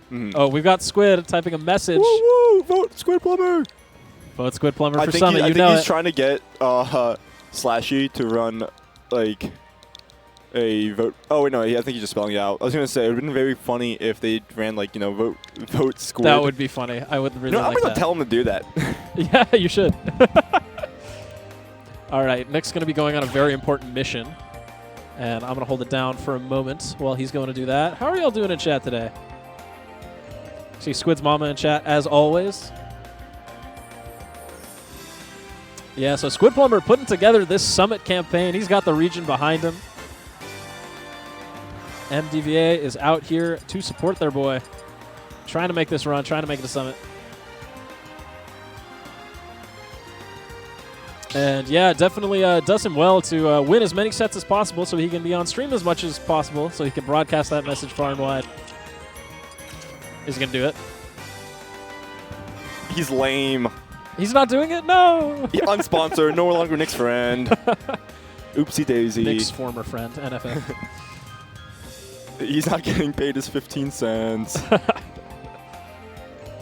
right, oh, actually, so I think it's 30. No, it's 30 cents. He's not getting paid his 30 cents. what's the 30-cent thing? It's 30 cents a major. That was. Okay. It was also because I think VGBC's like sponsor thing is if you don't don't get paid, they're not going to put the prefix up on there.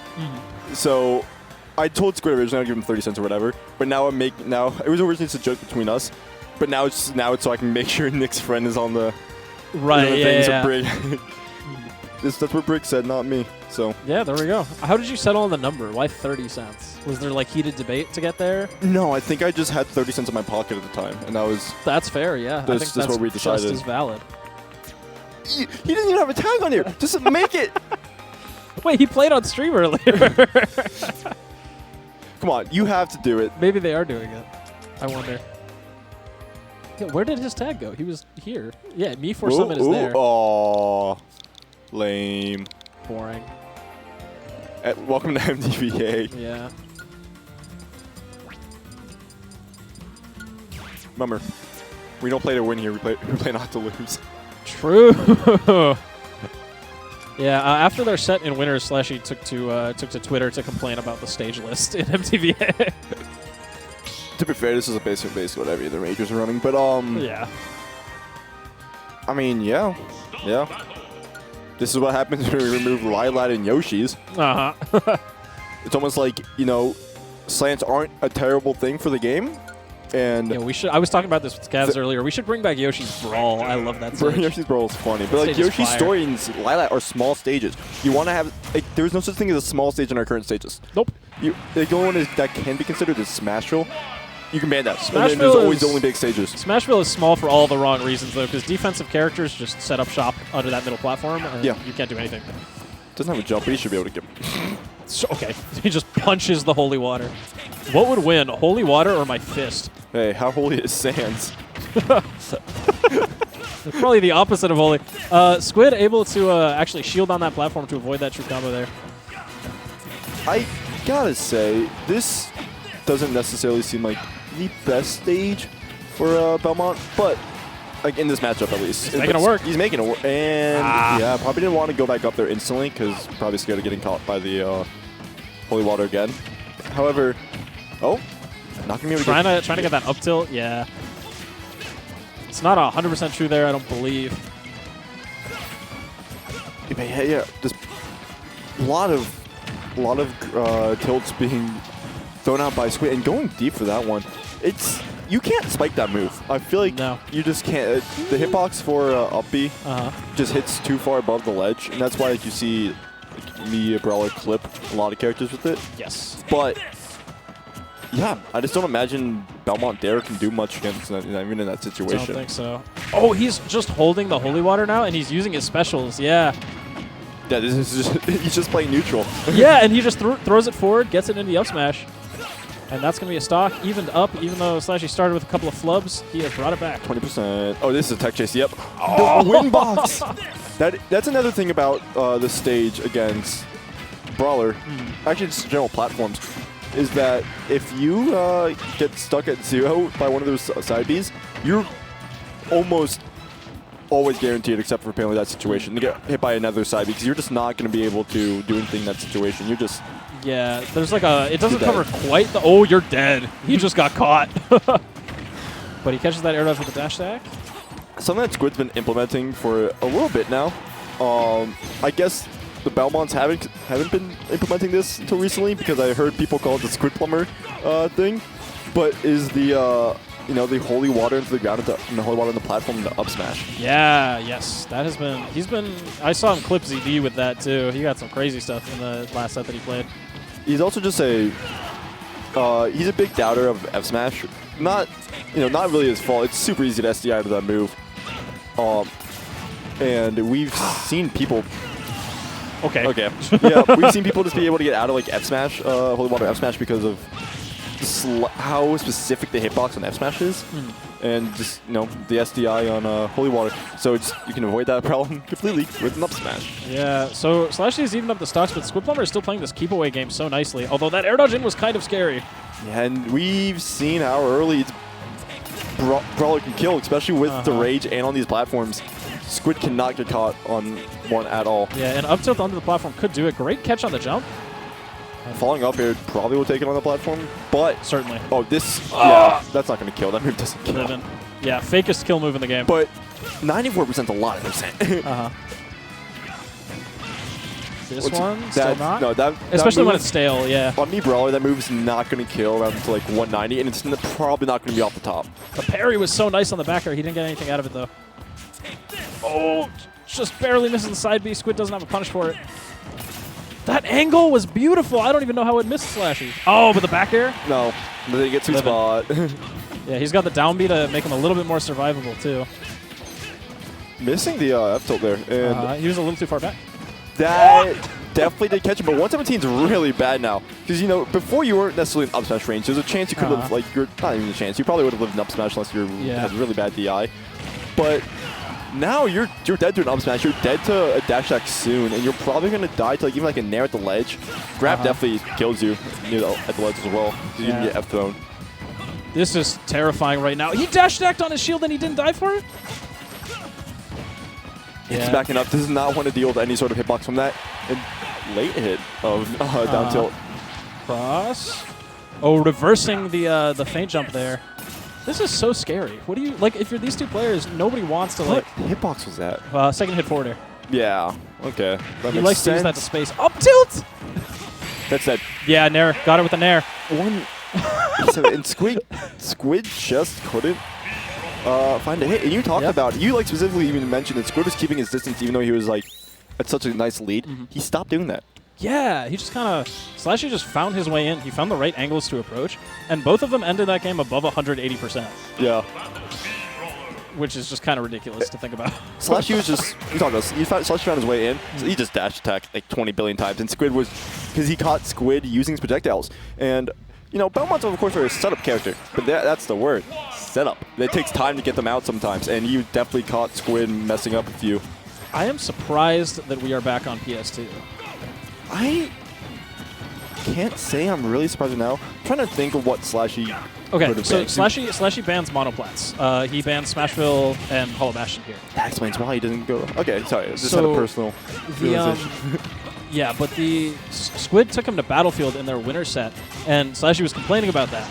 And I talked to him. I was like, why don't you just let him have Hollow and just ban Battlefield instead? I'm not sure he'll actually counterpick you there. But I wonder if he banned Battlefield this time, and that's why. I imagine he did.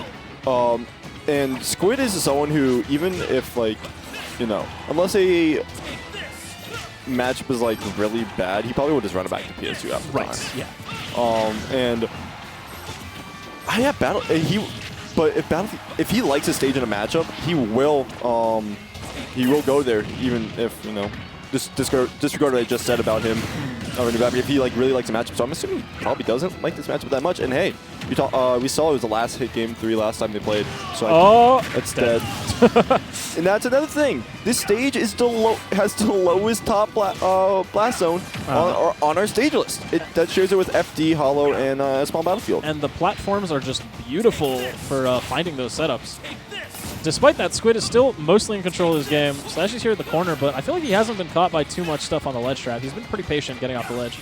Yeah, it doesn't look like Mii Brawler's ledge grab is that high hit. Is that like that high? Yeah. That's dead. Caught. Yes, Sours. Oh, a little bit of the prepare yourself. Yeah. I do believe it's true at some points for Sour Spot up air to combo in the sweet spot. Oh no, air dodging right into the shot put. Belmont tether is ridiculous. It is on par with like Byleth tether. Actually, that's a lie. Not quite. Yeah, Byleth tether, but the distance you can get on like the horizontal distance is definitely greater than any tether in this game. Yep. So Slashy got him up to a high percent very quickly. He's not letting Squid get much of a lead here, but can he seal out the stock? Oh, he's got the holy water. And he's just going to play this neutral game. You know, we talked about it, how he doesn't really need to change much of what he has because he knows if he gets this holy water, it's stock. There we go. Yeah, he can play a really annoying neutral with just shot put and suplex, and then the threat of holy water. He does this with Diddy Banana. He does this with like all kinds of, with gyro too. I'm glad that we've gotten so far into the game that you should know how to be able to use those tools. Yeah. And a lot of characters do have. Oh, there you're dead. There's the F smash though. No SDIing out of that one. Yeah, good catch. We've gotten to the point in the game where you should know how to at least use the items. Like, you should have an idea. You may not, you know, you don't have to know how to combo Rob across the whole stage with the gyro. Right, but you should at least get something out of it. You should at least know what it can combo into, aka just simply the fact that it launches you forwards. You should be able to, like, you know, a lot of characters have dare spikes, set it up at the ledge and use your own dare or something. Yeah, I think Slashy's breakout moment, I think the moment that he realized that he was going to be really good at this game was actually all the way back at Glitch Infinite. People don't know about this. He had an off-stream set against Xanadu, and he brought him to Game 3 last hit. Yeah. He was like inches away from taking that set. And that was when he was like, wait, I'm very good at this game. And that's how he did it, was using the banana against him. Xanadu wasn't really ready for how he was like getting those setups. And they're going to town, which I have played Slash in the stage. On paper, it sounds kind of not great for, you know, for Brawler. The armor. You have high ceiling, so it can be a bit harder for you to get your down throw. Plus, the platforms are in and out sometimes, and most of the time you're not getting a grab off the side plats. And it may not seem worth it, but then you also realize this stage becomes flat for about 2/3 of the game, and Brawler succeeds on these type of stages where it's like he can just get in on you, and that's dead. The movement Brawler has is usually pretty well, but falling into the holy water there, Squid just knew where he was going to land and punished him for it. Yeah, Slashy, I feel like he's playing a little bit slower, and he's getting caught a lot by Squid right now. But yeah, no, he loves the flat stages especially. Like he loves to take people to FD, Kalos, and you would think like, oh, brawlers are gonna pick to a stage where they can get funny combos on me, but he's content. He wants to focus on the neutral. I'm trying to think what he. Squid probably banned Kalos because apparently he got 3-stock clipped on the Yeah. last time. That's alive, yeah. Probably banned FD. And I imagine with how the movement was on PS2, he's not going to want small battlefield because it becomes harder to move and projectiles become a lot better on small battlefield, honestly. So town makes sense. Oh! Sorry, what were you saying? I said town makes sense, and we're seeing it right now. But the platform's saving Squid. Not even saving, but just hurting him. But whatever. This is a good deal of damage from that conversion. A falling up air here is going to lead to another grab. Yeah, he didn't want to finish the combo. He just wanted to put him in a bad spot. And he's in. Oh, it's dead. That's Dead. one of the few times that up B will definitely kill you. Yeah, a little bit of an overextension there from slashy. He was really hunting for a falling up air on that platform to try and get a stock, and instead he lost his. And Town is, high ceiling, short side blast zones. Up B is more likely to kill off the side now. So, honestly, if you're he got caught by it. Yeah, if you're slashy, you don't have to worry about up B as much. Especially, that should be a stock. Yep. Especially because Squid will sometimes just pull it, and you really shouldn't at the time. Speaking of. And getting away with that side B, that move is surprisingly low lag. Yeah. Especially the aerial version. The grounded version has a lot more lag, but he does it right out of a short hop usually. That makes sense, yeah. Frame 3, just instantly do it out of shield. That's a good out of shield option a lot of the time as well. That's scary. And that was terrifying, actually. Okay, the combo didn't even connect right, but it still hit somehow. Oh, that's so bad. Oh! He may be dead off that one. No, Town has got a high ceiling, usually even on these mid-platforms, but the Nair's going to do it off the side. Slashy steals that game. Yeah, you're right. Stole is the best way to put it. Squid got caught in disadvantage once and decided to go to the platform for safety, and yeah. That is the Belmont conundrum sometimes. You just get put in one bad situation, you don't really have options to get out of it. So what did you think was the... I'm surprised, but going back to Town isn't the worst decision. Probably going to play, what is that? I know Squid likes like one song. He likes specifically one song to play when he's... This one? I think it is this one, but I forget the name of it. I don't remember either. Yeah, I'm not necessarily a big... Even on my home Switch, I modded all the Animal Crossing songs. It is House Preview. Okay. I modded all those Animal Crossing songs. Things that are a little more exciting. Yeah. Because I come from the Brawl game, the not Brawl game, and that game is a lot more active. And I had to use a lot of mod packs with MVC music on it. So say I'm a big fan of that type of music. That's dead. Oh my god. No. Massive opening from Squidplumber. 102 now. And he's not happy he lost that last game. He knows he just got caught in one bad situation, but that was all for him. Oh, just delaying the kick a little bit. That down B kick, you can mix it up in so many ways. The thing is, if the opponent guesses right, though, it has so much lag if you kick into the ground. That can be true. The shot put into the... It's not dead. Once again, you're more likely at this point to die off the side than you are off the top. Getting your shot? I don't think that was true. I just think Squid wasn't ready for a follow-up. My favorite fun fact to cite is that shot put can true combo into every move in Mii Brawler's kit, including all the other specials. Of course it can. Yep. Of course it can. It's so funny. Just pushing the Mii Brawler with like top whatever propaganda, I guess. But this is also another issue that Squid has been facing in this set, is he can't find a kill on Slashy, it feels like. No, he's playing very evasive. Yeah, look at this, how he's jumping. Oh, and he just sneaks his way in with a bear. Has a jump, and he's going to be able to... I think that's the one time Squid Belmont's having really, really poor airspeed helped out. Is this back throw going to do it? Not quite. Flip kicking out of it. And that's usually that's a up tilt. Yeah, usually that's a tech read situation because you can, if you roll in or you like neutral tech, you get up attack, you're dead. Because Squid. Oh no! You lost a jump. I'm pretty sure off that. Wow. The lingering hitbox of it should be because you can if you neutral tech, get up attack or like roll in. That's a lot of damage though. But this is another one thing, the situation we saw last game, how Squid ended up losing it. Yeah. Oh, just barely reaching out to catch that jump with the up special. That can be used to catch jumps as well as just like out of shield stuff. Obviously, you got to really be confident that it's going to work if you're going to go for it. Yeah. Stocks are even. slashy's found himself with a bit of a % lead. He is trying to make this the first set between the two to not go to last game in Brawler Belmont.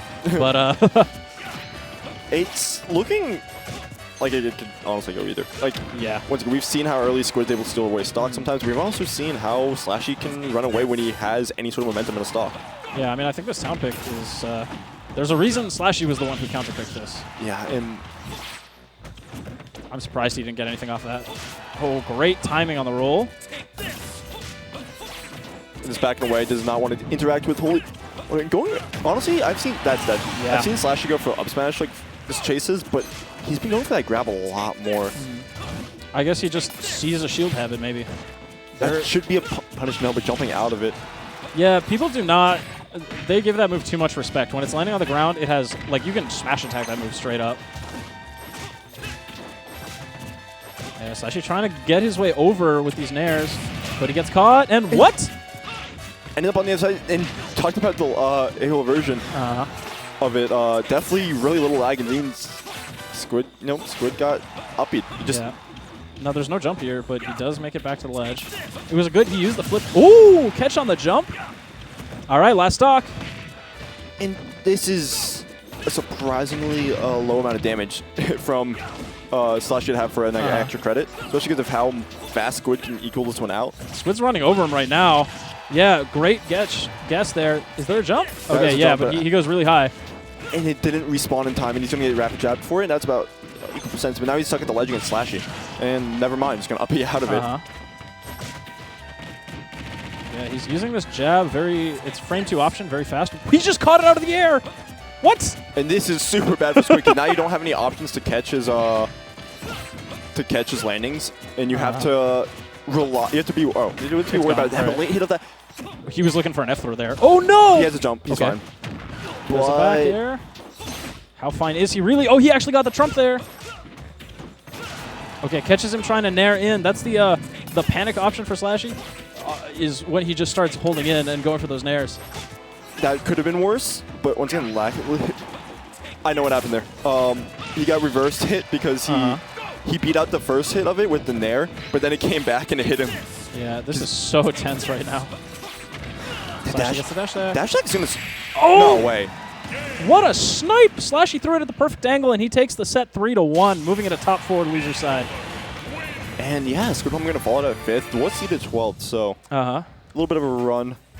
Yeah, I mean, he got 2 big wins over, well, Slashy in the winner's side. And Waluigi. He also took it over Waluigi. That was a matchup where he was 1-10 against Waluigi before today. So it's big progress for him, especially for having not played Belmont in so long. Yeah, I was talking with Waluigi and Sun, and Waluigi talked about how Squid was on the come up, and I was like, this has been a long come up. Then he's been like, we've seen him like popping off since like September. Yeah. And then I realized Waluigi hasn't really played since SmashCon, which was in True, August. Yeah. So it's been quite a bit. He's been gone for a while. He was here recently. last week. Yeah, he made a pretty big run. Didn't you beat him? I beat. Yeah. I didn't want to bring it up, but yeah, he got 4th last week, losing to me and Siegel, which that's for a 36-person tournament. That's also it has to be an annoying group of people.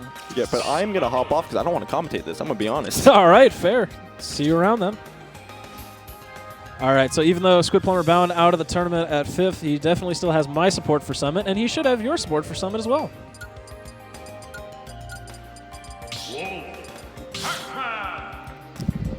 Squid for Summit. True. All right, so we're going to be moving into our winner's final set. So this is going to be Kurshaun ZD. This is a match that it's happened plenty, I believe. And it's like one of those many head-to-heads that the ZD that ZD has, where he's like up by a lot, but Kurshaun has definitely been able to take a few. I believe he's taken a tournament over him as well. He's definitely taken a couple tournaments, and I mean, I don't know if there are many matchups that ZD hates more than this. Right. It's this and Ridley. He's a Ridley truther, though. Yes. I mean, we've been seeing ZD picking the Ridley as well, which has been interesting. Because he's right. That's the thing. It's like he's a conspiracy theorist that happens to be right about that character. But even your least favorite matchups can still be fair bared at 80 to take the stock. So that's why he goes Wolf in this one. It's like, all right, I mean, if I have to play the game, I'm going to do it in bursts. What's interesting is he waited to do that that up throw, and the water pushed him back, so he couldn't actually get the follow-up. If he had just done it immediately, it would have been fine. But it doesn't seem to be affecting his play whatsoever. ZD is looking very strong right now. Nair can't connect with the dash attack, though, quite enough. Now, the question really is going to be, is Kurshaun going to be able to give these recoveries? Like, neutral is all well and good. We all know what's going to happen in there, where Kurshaun's going to go ahead and get a couple of solid combos, but he's going to die significantly earlier. The problem is that can he close the gaps by applying ledge pressure and by getting gifts? If he can't do that, then he's going to struggle. Yeah, and right now, Kurshaun is definitely struggling because ZD has not lost this first stock, and yeah, he is. Kurshaun kind of swung on that F smash, and this is in 3-stock territory. This is don't get your double jump red and immediately die. What a grab by ZD. He got that, I think he did like an auto-canceled aerial right as he touched the ground. Yeah. Oh, trying to go for that down smash, but doesn't go find it. Up smash. There's a grab. You're not going to die from the grab facing the ledge. He went so deep, he's going to lose a stock for it. He deserves to die. He does. He does. That is the hubris of man. He flew too close to the sun. That is the I am up by 3 stocks to 1. Whatever, I'll go for it. I would like to go home, please. Yeah, ZD trying not to stay here any later than he has to, but right now is kind of making quick work of Kurshaun. That forward tilt is not going to take it, but the next one might if he gets clipped. Oh, but great drift back to avoid it, but then he just gets got anyway. Yeah, I mean, you can go ahead and drift as much as you want. ZD going to keep mashing on that C-stick, and eventually he's going to get it. Just kind of delaying the inevitable there. Yeah, of course. All right, I'm going to be passing the mic off to Squidplumber for an important message. In just a second. Don't get me fired. All right, so I did just get destroyed, but you should still vote for me for Summit. I'm pretty raw. I beat Ned. I have a bunch of other PGR wins. Yeah, vote Squidplumber for Summit. The campaign continues. Squidplumber out here. Top 8. Now what you really need to do is you need to commentate a top 8 and just spin so that you can chill in between every game. It's okay, I'll do it for him. Squidplumber, top 8 performance at Glitch Region, made top 16 at Apex as well. His results have been skyrocketing. And yeah, trying to make that campaign, trying to make it to Summit. All right, so moving into Game 2, Kurshaun taking it to Battlefield, just kind of a classic zoner stage. Fox on Battlefield, too. After that 3-stock nearly victory with Wolf, ZD switching it up to the stage change. Yeah, I mean, Fox, of course, gets so many extensions on this stage. That was a brilliant grab, actually. What happened with that Galaga? I have no idea. It like got stuck on the platform, rolled off, and still had an active hurt box that slowed down ZD's Nair. That is a good question that I do not have an answer to. Nonsense. All right, Hydrant going down. Uh-oh, ZD getting a little caught up in his recovery, but he's able to get the jump away before Kurshaun can catch the regrab. All right, falling there. Doesn't quite lead into the F smash. Oh, trying to get the F smash. Yeah, just trying to pressure using these platforms. Getting in the way of Kurshaun's landings, and ZD can just shark from under them. Oh, just terrified and shield was Kurshaun right there. He was even wiggling it up and down to basically try to cover up against down tilt with a lower shield and up air or back air with a higher one. Yeah, I think at that point he was just like, all right, if you grab me, you grab me. That's fine. I'll take that. Sometimes you just need to take the thrill. And Kurshaun knows that lesson. Yeah, the water getting in the way of ZD's side B attempt and not putting him in a great position. Oh, he's got the melon. I mean, even with the character counterpick right here, this is not looking particularly phenomenal for ZD. He just has not been able to land that killing blow. And instead, he's very nearly going to get reversed. I'm surprised. Thought he might have been able to get a grab there, but instead he's going to get back there and lose a stock from center stage, which you don't see very often. But how long can ZD keep on to this stock at 160%? Yeah, Kurshaun's having some trouble. Stuck here at the ledge now. Low percent, though. That was a really interesting tech. Like, ZD did not actually swing after it. He just basically put it into a spot where Kurshaun had to react immediately, and then he responded with a shield. Yeah, very well done. Safest of all options. And now he's waiting. Wow. That's the rough spot. Is like when you can catch Pac-Man. Oh, no. Okay. Speaking of getting caught. Yeah, just playing around a little bit too much off stage, reminiscent to how he lost his stock in game 1. But he's got this forward air. It's so much damage. Just jump up, like full hop, double jump, and then immediately laser. ZD has been very F smash happy today. In this set and the last, he has been going for so many of them, just trying to clip people at the end side of the ledge. Yeah, just do it. Yeah, something for Kurshaun to watch out for. Speaking of F smash happy, Pac-Man. Again, wiggling the shield, and he gets an air out of it that time. Usually that back air pressure is so hard to do anything about, but getting stuck on the hydrant was Kurshaun right there, and that is an unfortunate situation to find yourself in. Yeah. Ooh, Just parry into the dash grab. I Yeah. love that. Especially at these low percents, it can be sometimes hard for Fox to like link some of his moves into each other until you get them to around this 30% range. I always say that like the first Fox combo doesn't get you, the second one does. True. So that's part of the reason why we see ZD flash his shield in between his combos. Yeah. He's smart enough not to go for them greedy options, so he'll take the hits that are true and then dare you to do something about it. But dash attacking directly into the forward smash, and ZD raises his hand in frustration on that time. And I mean, that he did it to himself. Speaking of daring you to do something, Kurshaun just threw the fruit and was like, all right, come at me, and ran back to the F smash. So stocks even. ZD's got a bit of a lead and a ledge trap situation actually with the Trump Nair. I love that dash back into the reverse up tilt. Oh, and the back air this deep is actually going to seal it out. Kurshaun caught a little bit unawares during that entire time he was out of tumble. Could have hit any button that he wanted to, but perhaps was trying to just be a little bit lazy with his recovery. Just charge fruits, think, oh, there's no way a Fox is going to come out here. So much for that. All right, over in the losers bracket, we saw slashy take it 3-1 over Squidplumber. We've also got, Dexter taking it 3-0 over Dark in the other losers quarter set, so that's going to be slashy Dexter in losers semis after this. But right now we are still in the ZD Kurshaun set. ZD trying to make this a quick 3-0. Kurshaun trying to fight his way back into it. Trying for a 30 and a handshake, but instead we are sticking with the Fox on Battlefield. He just put himself into a ledge trap situation because of the water to the hydrant. But look right there, what we just saw was exactly what you're talking about. The first Fox combo doesn't really get you. Like ZD had to just stop after he got that one hit because he had nothing that actually linked into it. I was about to say but now, but then he tried to go for an up smash and wasn't quite able to continue the combo. So trying to use these platforms is ZD. He wants a camp underneath them and just shark you with up airs. And also, it makes so it's hard for Kurshaun to get the hydrant out. Look right there, the hydrant was stuck on the platform, and he just had no way to land. Yeah, it's a big F smash again. ZD has been throwing that out at ledge so much, and it's paying off right there. All right, we got an up throw on Kurshaun. Oh, catches him with double back airs.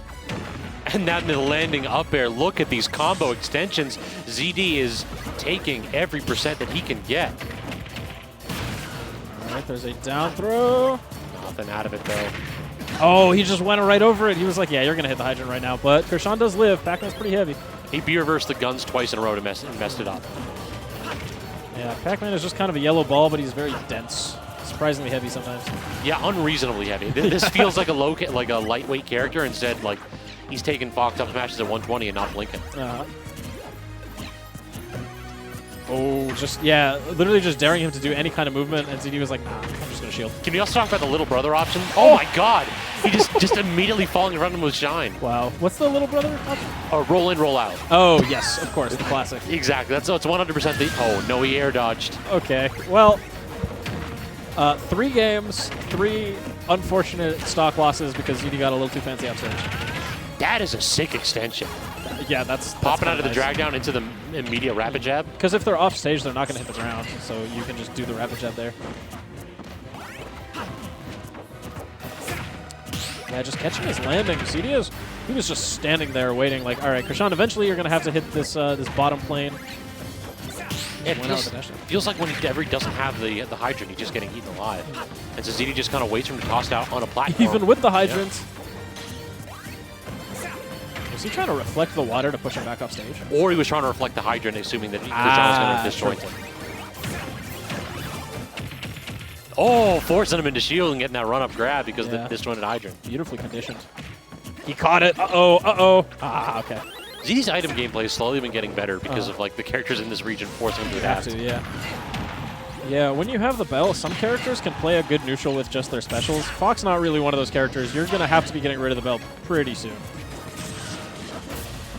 Crossing through the hydrant, though, with a side B, and then this is a point where ZD does not feel any kind of urgency. He can take a couple cheap shots here with side Bs or with his lasers, but he got shield poked by the bell on top of the hydrant.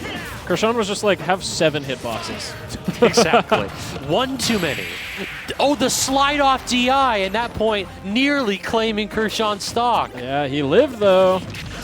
And now we've got a chance for an offstage situation, going for the key, but ZD dips right under it. Oh, God. Neither one of them were ready for that water. That was terrifying. Yeah, not quite true. Kurshaun able to tech out of it, but using these forwarders to cover so much space. One back air not going to do it neither, so off stage again and getting the Trump back air. He's been showing Trump all set, and Kurshaun reacted every time except when it mattered most. Beautifully played by ZD. That is a dominant 3-0 to move into grand finals.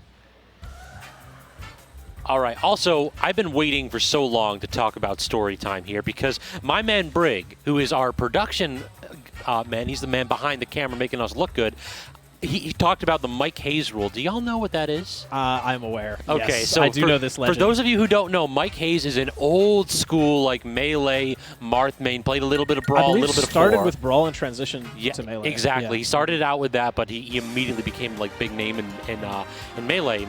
And the Mike Hayes rule was literally a rule implemented purely because what he would do when he would be getting wobbled or chain grabbed is he would scream at the top of his lungs. Yeah, there were multiple VODs of just like him getting grabbed, and he just immediately just starts screaming, and his opponent's like, "What?" It's so funny because they're those like old school VODs that don't even have like overlays or player cams. And it'll just like he yells and it starts peaking the audio, and you're just watching a normal match. There's no sound. And then suddenly, The best is when there would be a major tournament and you'd see like 4 or 5 different VODs, and every time you just hear Mike Hayes screaming in the background. That was like old school dirty gameplay right there, and the Mike Hayes rule, legendary, exactly. Yeah, he did it for wobbling, he did it for chain grabs against Brawl Ices. It was, wild stuff. Those were the old days right there. When Wild West, when it was like TO's discretion, it's like, I don't technically have a rule for that, but you can't do that. Yeah, one of those rules where it's like, you're looking at the rule book and you read it and you're like, wow, I never would have thought of that. But that's brilliant, actually. But the fact that it's in the rule book means someone has to have done it. Yeah, that's 100%. Like, that's the Airbud rule right there. It's like, well, there's no rule that says a dog can't play basketball. There's no rule that says I can't just, like, burst my opponent's eardrums the second that I get wobbled. Yeah. You can definitely do some stuff, even with our current rule sets, it'd be kind of grimy, but, yeah. All right, so slashy Dexter, this is a very one-sided matchup. Slashy, I think he's taken games, but has not taken a set over Dexter. They've only played like 3 to 5 times, I want to say. Yeah, I don't think this is a particularly common one, but I know that Slashy has tons of experience in this matchup. Mostly losing to ZD, although he did finally take a ZD set. True. But nobody beat Slashy 11 times or 12 times in a row. 17. 17. You're right. It was 17 to 1, not 18 times in a row. Good God.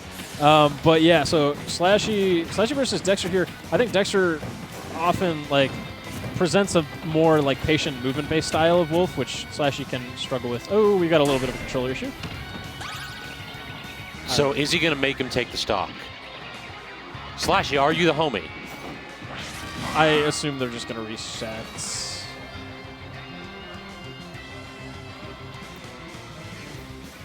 All right, well, we're going to see what happens as they sort this out. Looks like Dexter's shield button was busted. All right, there we go. All right, it's fine now? Okay. All right, so now we are not even getting the reset there, so a couple extra percent in Slashy's pocket. Slashy was like, nah, you were in the corner. I'm keeping you there. That's true. Don't try and reset. Did you try to run back F smash? Yes, that he would have been did. wild. Immediately with a real back You're forward dead. smash. Okay, he should have hit that forward smash. Should have hit that forward smash. That's what you get for going for options like that against Dexter. If you don't hit that forward smash, you get fair bared and died at 60. Yep. That's justice. Don't mess up.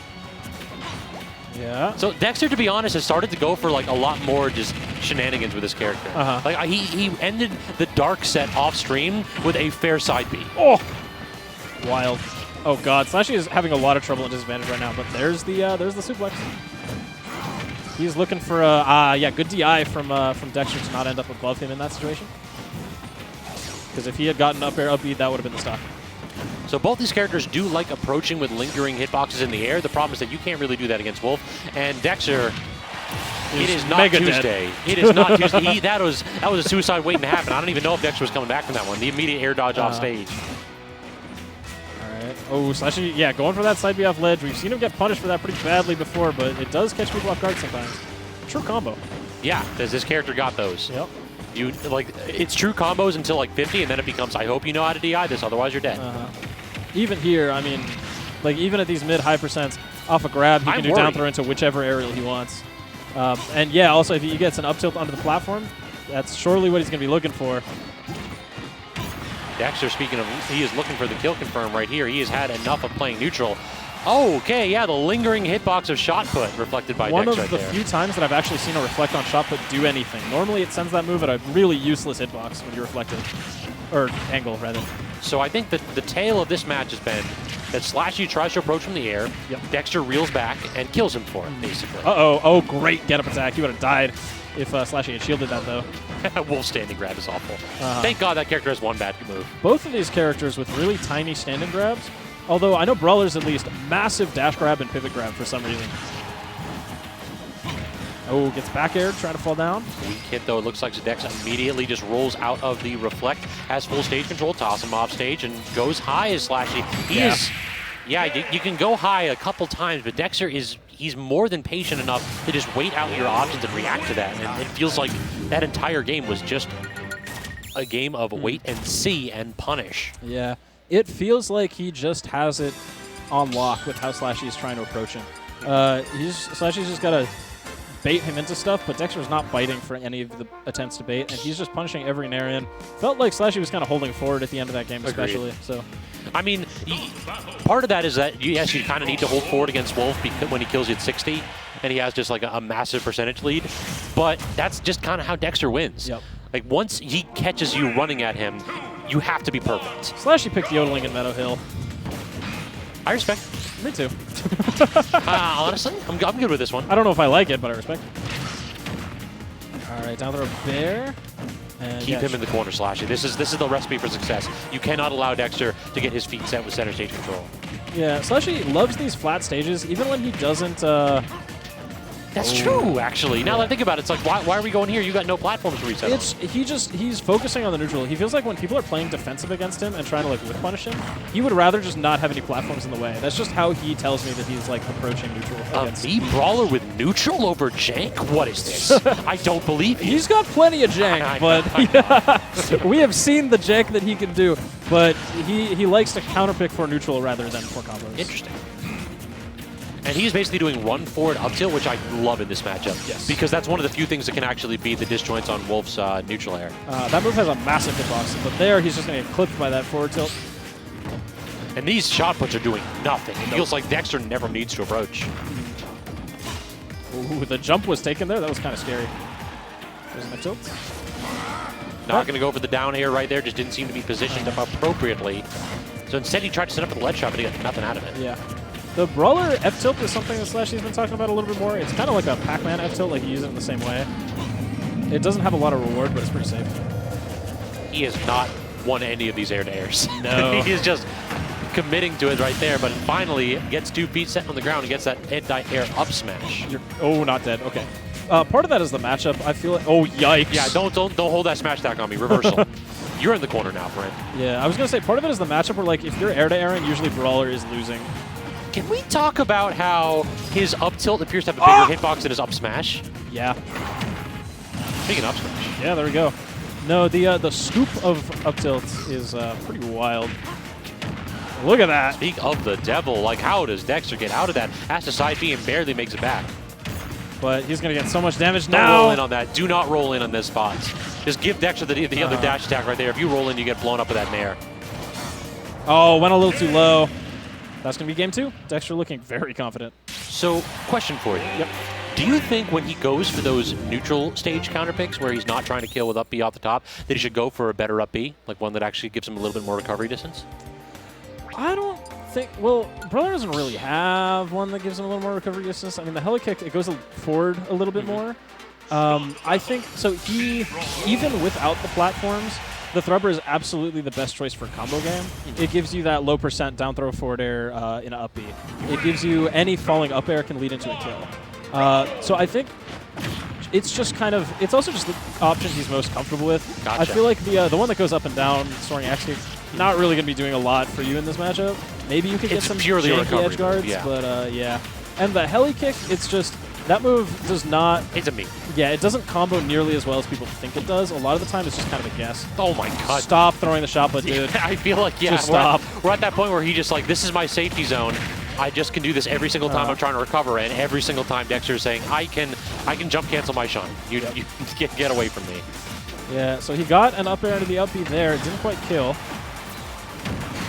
That time, actually... That was bait. Yeah, baited him into throwing out that reflector, ran right under, and got him with the up smash. So the way Shine works, for those who do not know, if it activates, he can cancel with shield. If it does not activate, he's stuck in it and it has lag. Yeah.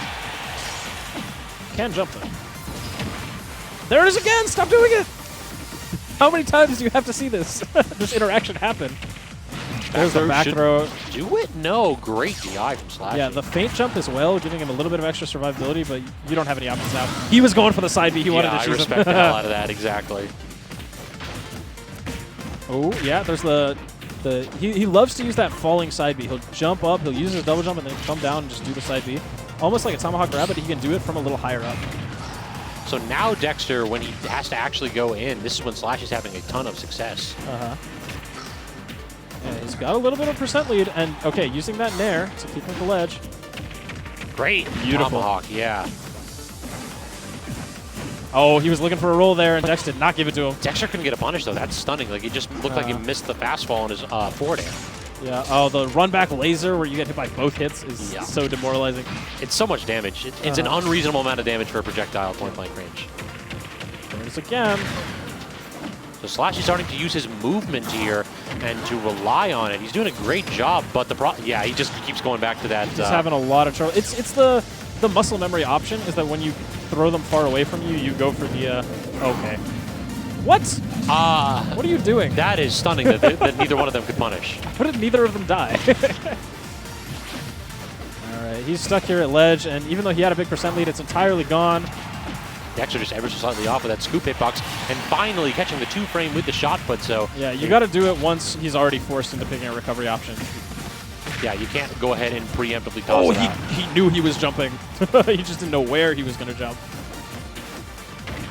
Oh, nice little weaving around him. Again, catching a jump, but not the positioning, and he gets up smash for it. So this is one Wolf BNB at 0% away from an even game, but unsafe on hit right there is that neutral air. Yeah, choosing to go for a down throw forward air instead of down throw prepper, it's a little less damage. Oh no, that wasn't quite true. Big damage from Dex now. Oh, he missed the forward air in the standard getup. And there's a suplex. Can Slashy close out a game? There's an air.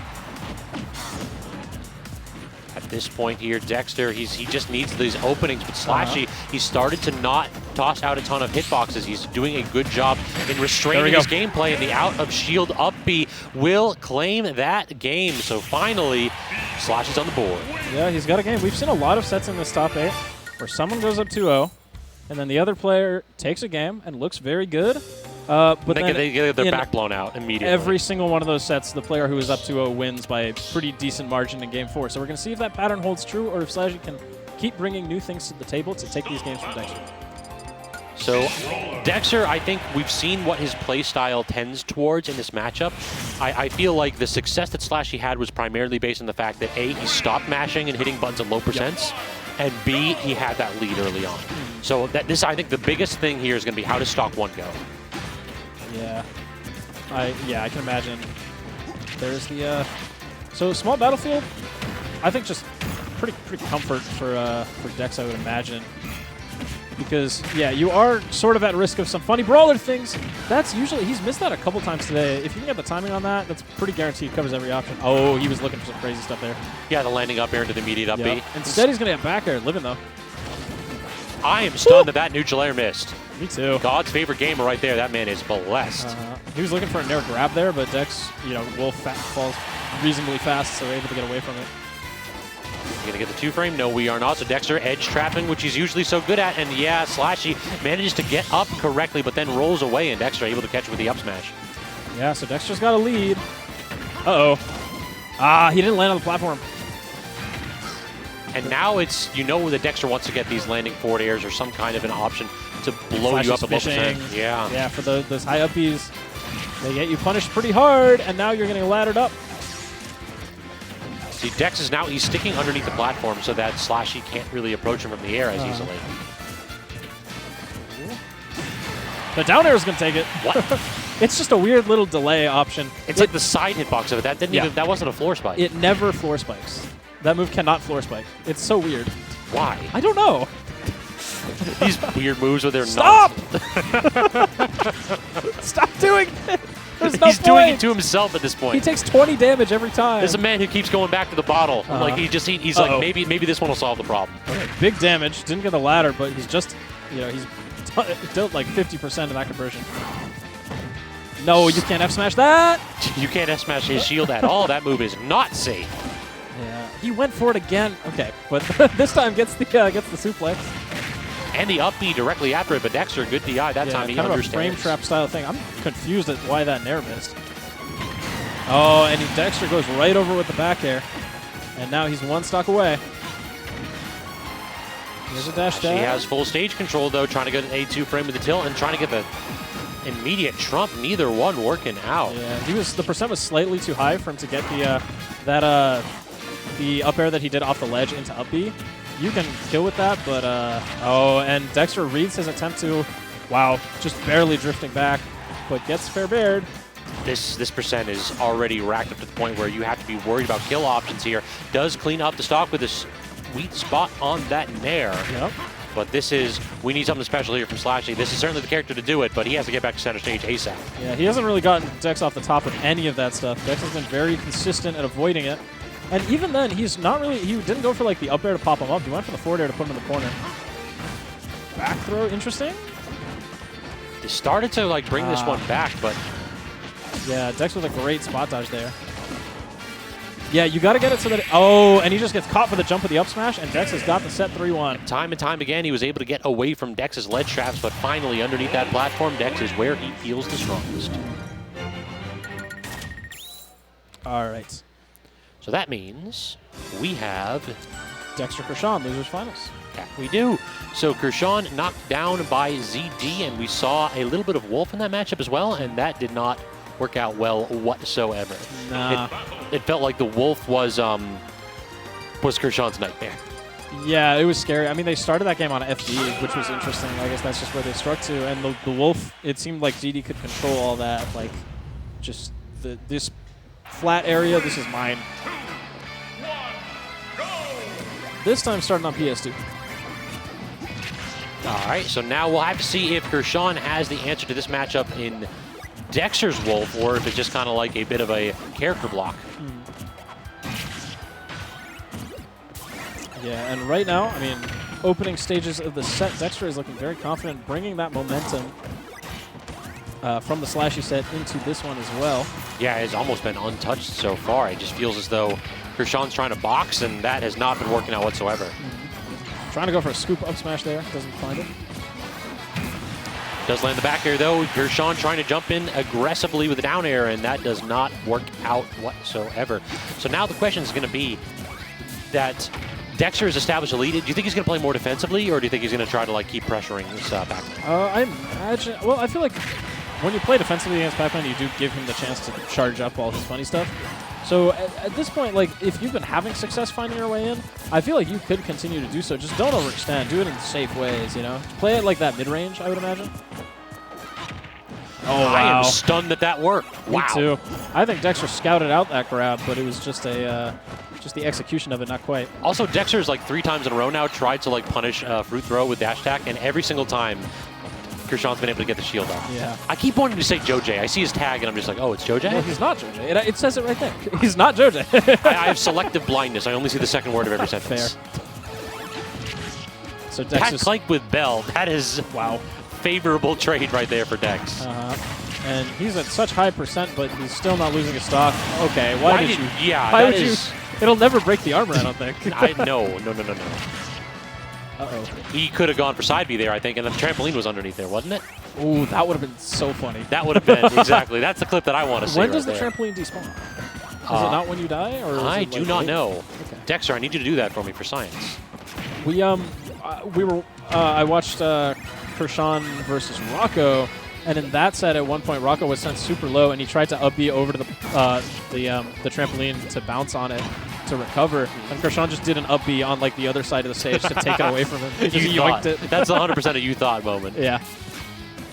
But right now the percentage is not looking great. He's got this little. I just love how like the Stare hydrant down. makes it so that like I get this little bit of the stage and you get the rest of it. Exactly. This is perfectly even. It's just two people like staring at each other, just like waiting for somebody to pull the trigger on that hydrant.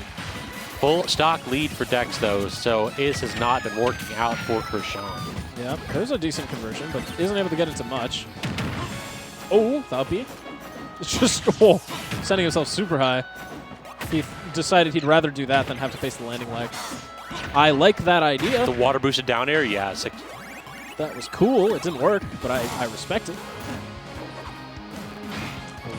Yeah, going high, using that air dodge. Just Wow. committing to the shine. It's like, I don't want any of this smoke. Whoa, okay. And somehow in the course of what wasn't even really a combo, because there weren't even really many hits there, Kurshaun just kind of pulled Dexter all the way to the other side. And look at the damage all of a sudden. Like, this is only 19% so far on Kurshaun. This stock has been played immaculately. He has not been touched. I feel like the Kurshaun of old, when he was just starting to get notable, like in his like Arcadian winning days, when he hit you with a bell, it was like a 70% chance that you were dead. He has really like made those more consistent. I agree. Like, he doesn't get jittery when he hits you with the bell anymore. He waits more too with it. That's the big like difference right there. So previously, he would try to swing with whatever hitbox was available. Now he waits until you pop out of stun and he knows the angles. Yes. Remember how Kurshaun went a long time without being touched? Well, all of a sudden, it is Dexter who has had the full reversal here. They're just trading long periods of destroying each other. Oh no. Okay. Doesn't quite die to his own hydrant there. I thought that two-frame hit. Instead, catching the roll on with the up smash Dexter.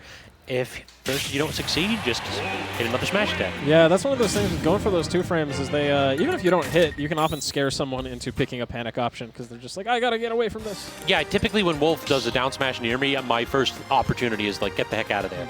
The first thought that pops in my head is like, I do not want to be here anymore. It's just no. Clearly I made a mistake. I should be somewhere else on the stage, not here. Literally anywhere else. All right, so moving into game two. Dexter took that game one, but we saw a lot from Kurshaun that could be pretty promising. Taking the small battlefield, bringing the space down, and having these platforms that he can use. The record here is not great for Kurshaun. Dexter is up 15-2 in this matchup. That is a rough one for sure. Yeah, one of the ones that Kurshaun took was 2 sets ago, so definitely can do it, and was looking pretty good in that game one. But right now, Dexter, uh-oh. That could be a two-frame if Dex goes for it, but instead, no. He's just going to go ahead and try for the ledge trap. Ooh, that was weird. It just got stuck in between the shine and the two shield. shields, yeah. It just got pinned. All right. So far... What? Jeez, you missed the tech on the... You can throw it at the hydrant to bounce it up? That is new tech. I did not know that. One thing that I've seen a few folks talk about in this matchup is that dash attack is an incredibly annoying move that Pac-Man has where it's really hard to punish it. But what you can do is you can actually drop your shield in between the hits and parry it. I'd love to see Dex try to go for something like that. Yeah, is that one of those things where you get like the multiple parries? You could if you wanted to, but you could just drop shield and then punish. You after could also parry. not do that and just punish, but it would look cool. It would. Using the water to boost himself in with that dash attack is kind of funny. Eventually, he's going to get one of these two frames, and Kurshaun's going to get destroyed by it. But so far, like Kurshaun completely unpunished from going off stage and putting himself in those awkward spots. Instead, he's actually going to claim the first stock from that bell confirm. Ooh, rolls right past. Oh, okay. It's just that move not working sometimes. Sometimes multi-hits don't get to function. It's just the tax of playing Wolf. Yeah, I mean, it's just the tax of playing Ultimate. So many characters in the game have, like... That water boosted him. Wow. That definitely was a whiff grab, and it just moved forward ever so slightly by that water. Yeah, using the water for the moving grab, because the grab already covers so much space. That it's such a fun little option. Oh, going for the trump, but yeah, Kurshaun picks an immediate option. So if Dexter can actually get underneath Kurshaun, he can shine the hydrant as it's falling down, and it sends it right back up at Kurshaun too. So could potentially be something Dex could go for here. Yep. Oh, Still hitting the bell. Yeah, it's always terrifying. I love any move like that, hitting the bell. Like, have you seen the thing with Byleth down B? Yeah, or just like keeps getting hit by it. Yeah, it's the best.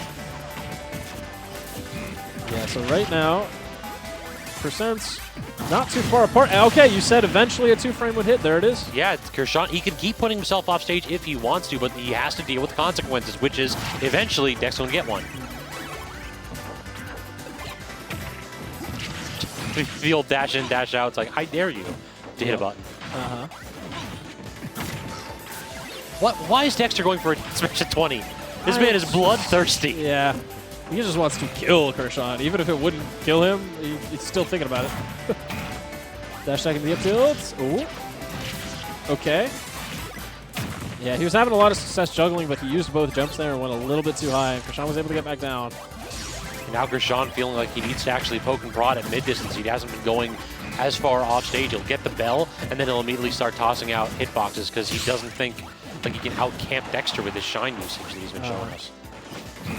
Yeah, it's been really interesting to watch who's holding. Oh, no. Oh, you made a mistake, my friend. It's been really interesting to watch who's dead. It's Kurshaun, because he F-tilted the... F-tilted the hydrant into himself. Yeah, he thought perhaps that F-tilt was also going to hit Dexter's shine to disrupt it, but not quite disjointed enough, so Dexter up 2-0. And Kurshaun, it never feels as though he's out of these games. No, he's looking good. It's Yeah. just, Dexter's a step ahead. Yeah, it feels like whenever Dexter has those dominant leads and he stops hitting buttons, that's when Kurshaun tends to falter. Yeah. We need to see something that can like break up this do-nothing blaster every now and then and shine game plan that Dexter's been doing. Yeah, all right. Maybe Battlefield's a place for it. Maybe. So game 3, Dexter up 2-0. The winds of causality are bringing us towards another inevitable ZD Dexter Grands, unless Kurshaun can do something about it. This is one of those plays. Oh, he does it again. Kurshaun gets away with that so frequently. The little brother option, roll in, roll out. Yep. I mean, people aren't expecting it. Oh, no. Oh, No, he just bounced him. Yep. He comboed him off the trip. He bounced him onto the trampoline and kept the combo going. That's wild. Sick. I've never seen that before. All right. So Dexter looking pretty confident. He's got this lead. Oh, trying to cover that landing with the dash tag too. Not quite going to work out, but it's awesome off stage with the back throw here, and Dexter's solid percentage, but can he make something out of it? Kurshaun, I love that. Just use your aerial drift that time after the air dodge. Just go for ledge. Don't be greedy. There's a bear from Dexter. He do not like get that. out of here. All right, we've got, trying to go for a key extension there, but didn't find it. Good tech by Dexter. And then catching the apple directly after and then getting the recycle going, but the dash attack going to disrupt that attempt there. And the immediate nair, actually that option is super interesting because Kurshaun was holding in to try to go back on stage, and the nair just covered that, but it also looked like he could have faded away to cover the DI out. Could have, yeah. It seems like it just covers, it's just a more like coverage-based like option after the trump.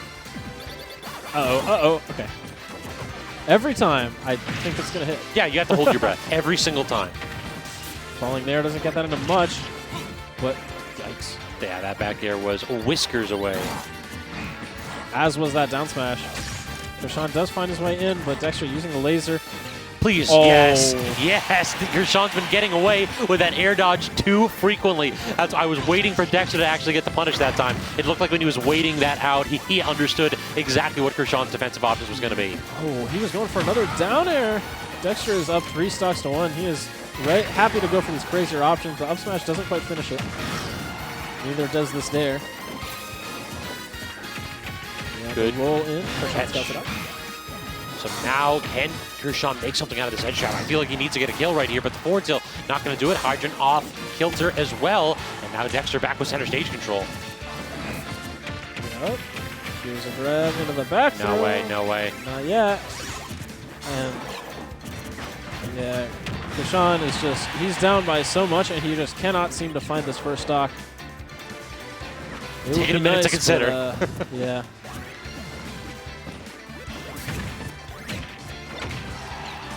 Trying to go in and find that grab. 200% from Dexter. Finally, a stray Hydrant catches him, but I mean, we all know Pac-Man can struggle to kill, but 200's a bit ridiculous. We have to see an edge guard right here. Doesn't find it. Instead, he's going to get nair. Dash attacks in the back air. Just cleans the set up. Dexter with a dominant 3-0. And it feels as though the defensive options were getting scouted right there in Game 3. And despite Kurshaun's solid neutral play, unable to get back to stage, unable to get his game.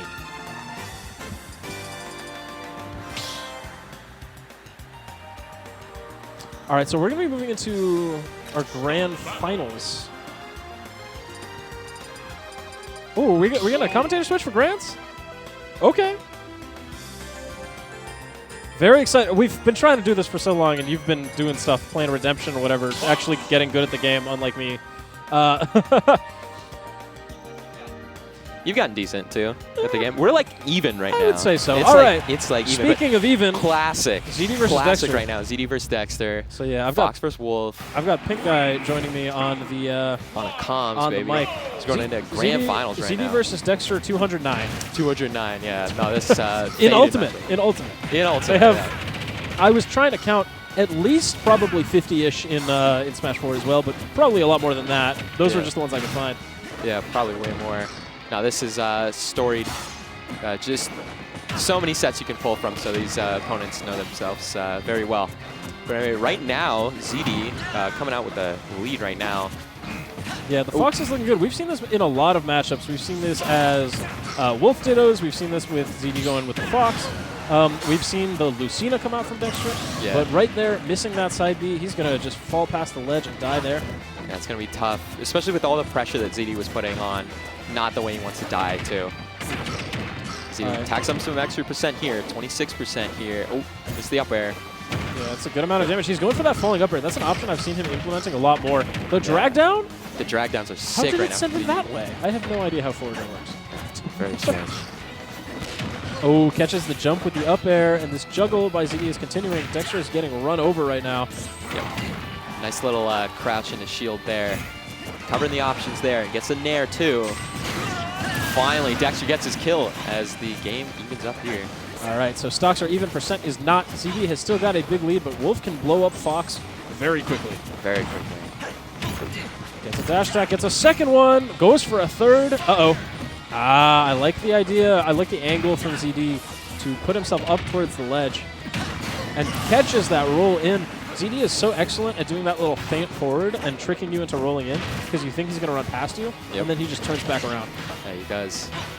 But 55% here. Dexter's going to have to build some sort of percent lead here as he gets, doesn't get the F smash. Gets the nair, though. Just dances around. Back air feints.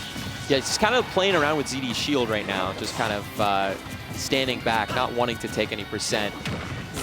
But there's this down tilt? Yep. I did not know you could get nair into down tilt at that height. Yeah. Well, you have to preempt it. Oh, gets the falling dare. I like the little bait by ZD just using his double jump to get over it. Yeah. And a drag down, but doesn't quite get the, does get the last hitbox of it, which sends Dexter back up. Yep. But a good percent, though, as he's going to get that back air and not going to kill just yet. Oh, super fake kill move sometimes. I say sometimes because the next one at the ledge definitely will take it. Yep. But the sharking from Dexter is excellent right now. Yeah. Tell ZD wants it. Wants to end it now. But yeah, tough position right now for Dexter. 143 on that last stock. Yep. He's going to have a mountain to climb right now. So I guess really what he could do is just gather data here. Unless he gets a lucky spike. Yeah, he did get that parry and a back throw. I don't know if I would call it a lucky spike as much as I would call it a very well set up spike that he might be going for, but instead he just gets caught by that up air, and ZD has sealed out the game with the JV2. Yeah, tough look there from Dexter. ZD just stronger in his combo game right now. Dexter playing kind of a neutral game, but like when you get punched in the mouth, sometimes you can't set up anything. Right. You're too beaten. Now, the games between these two, these sets, often it looks like someone's winning by a lot in one game, and then the other one wins by a lot in the next game. So we're going to see if that's what we see. Not going to see a character switch. Definitely not going to see a stage pick. Yeah. These guys have not played a game on a stage other than PS2 in like forever. Years, actually. Yeah. I wouldn't be surprised if these two were the first ones to be like, go PS2. At the beginning of time, there was beginning. ZD and Dexter saying, okay, want to just go PS2? Yeah.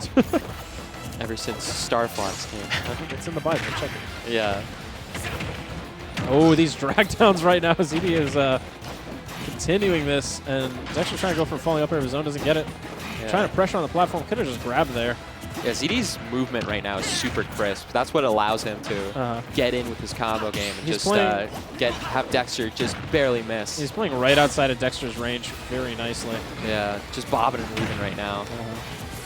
So yeah, Dexter got upset very early by Gummy, to the point where if he had lost his next set after that, he would have gotten 17th. Wow. And he's won a lot of sets in a row to make it to this point. But ZD is the roadblock that you always got to run into in Grand Finals. Yep. Makes it look so easy sometimes, too. Side B coming back up. Here's a back throw. All right.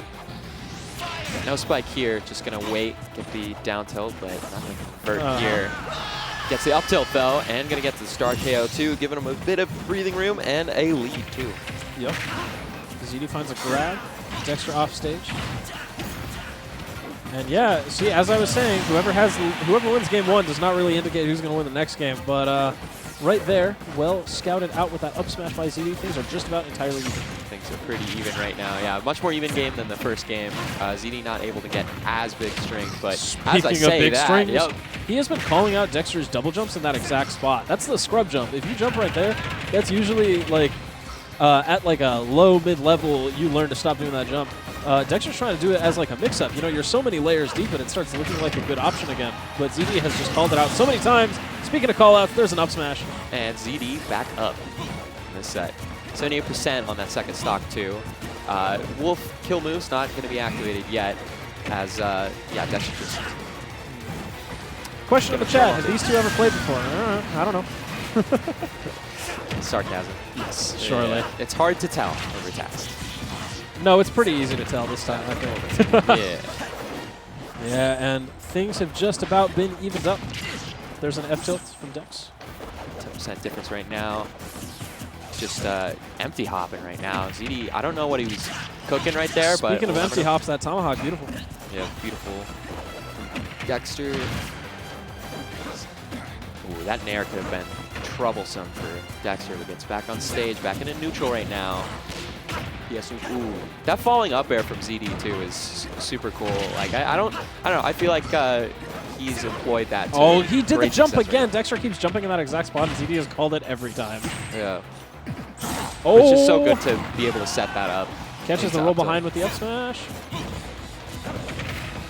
You know, some of the stuff he does too is very like reminiscent of like Melee Fox. Especially the first of up air. It's up tilt. Right, yeah. Ooh, I like the little weight there. Now the ZD. ledge trap has been reversed. It was a big risk to go for that, but Dexter's able to find his way back up. Yep. Ooh. Uh-oh. Yeah, just getting him back into back air position right now. Oh, and he catches him with the down smash. ZD steals out game 2. He's up 2-0. Yeah, he's one game away from taking the grand finals. I think strong. I'm leaning towards Dexter, like changing stages, like change no, something he's not. up, but He's not changing anything. Yeah. PS2. It's Dexter ZD. They're never picking. that's the thing. Yeah, I was about to say that. It's like they have a pact to never pick a different stage. They Yeah. don't ban. They just pick PS2 again. They don't talk between games. They just go to the next PS2 game. Yeah. Comment from Mike Cool in chat. Yes, this is in fact their 209th set according to PG Stats in Ultimate because they've played plenty in Smash 4 as well. Yep. Both of these two mainstays of Maryland, and especially the Xanadu local. This is usually the spot where you're going to see both of them. Yep. ZD travels around a little bit more. You'll see him at the ladder. You'll see him at Smash Tag, that kind of thing. Sometimes a cave too. Occasionally the cave. As well. Dexter usually just the grind, although he does move out for the occasional like larger event. I like the fair down air setup, but not going to hit there. He's the down tilt here.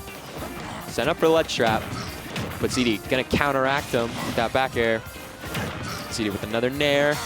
ZD gonna get the late dash attack is such a nice option. He dragged him down to the nair. That was so good. That was good. Yeah, ZD playing on fire right now.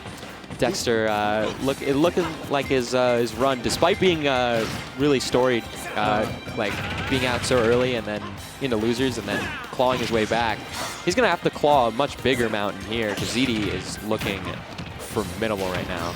Yeah, he looks like he wants to take this. I wouldn't even call it clawed because, yeah, Dexter 3-0'd Seagull Joe, 3-0 Dark, 3-1 slashy, 3-0 Kurshaun to get here. So people were not really even close to beating him. Yeah.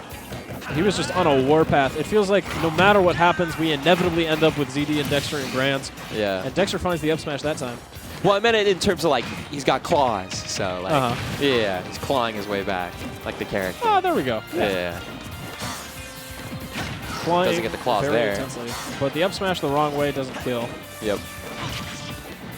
Oh, the fair to grab. This is a good deal of damage. Kill percent. Oh, okay.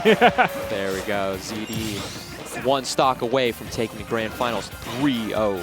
Yeah, if you overextend at all against CD when he's above you, he's going to fall in there and up smash you every time. He finds those out of every situation. Yep. Pivot grab was sweet, though. Yeah, he was looking for the nair there, but not going to get it. Yeah, 72%. He's got to find some sort of a combo here. Gets a dash attack, though. Still playing for percent right now.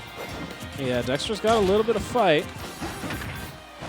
I don't know what that out smash was. Kind of randy. Oh, catches him dashing back with the grab. And yeah, Dexter has got a long way to go if he wants to get back in this game. He says he's just going to get nared. Good get him attack. Yeah, he doesn't want these this trading game right now. They're just trading hits, and that's just going to advantage ZD. ZD perfectly happy to just empty hop and trade with a nair, trade with fair. Moves like that, whereas Dexter's got to get some sort of a string here. But it's just ZD has been better on the conversions. And that's why, despite them playing pretty like evenly and neutral, I would say, ZD is running away with the set. But Dexter's showing some fight there, getting the up smash, 81%. Oh, there we go. Yeah, he's starting to bring this back. ZD hasn't really gotten any definitive hits in a while. That jab is a good start. Usually a safe poke like that is very good at getting yourself just like the mental reset. But right now, I think we knew Dexter wasn't going down without a fight. I think we knew that wasn't going to be a 3-0. All of us deep down.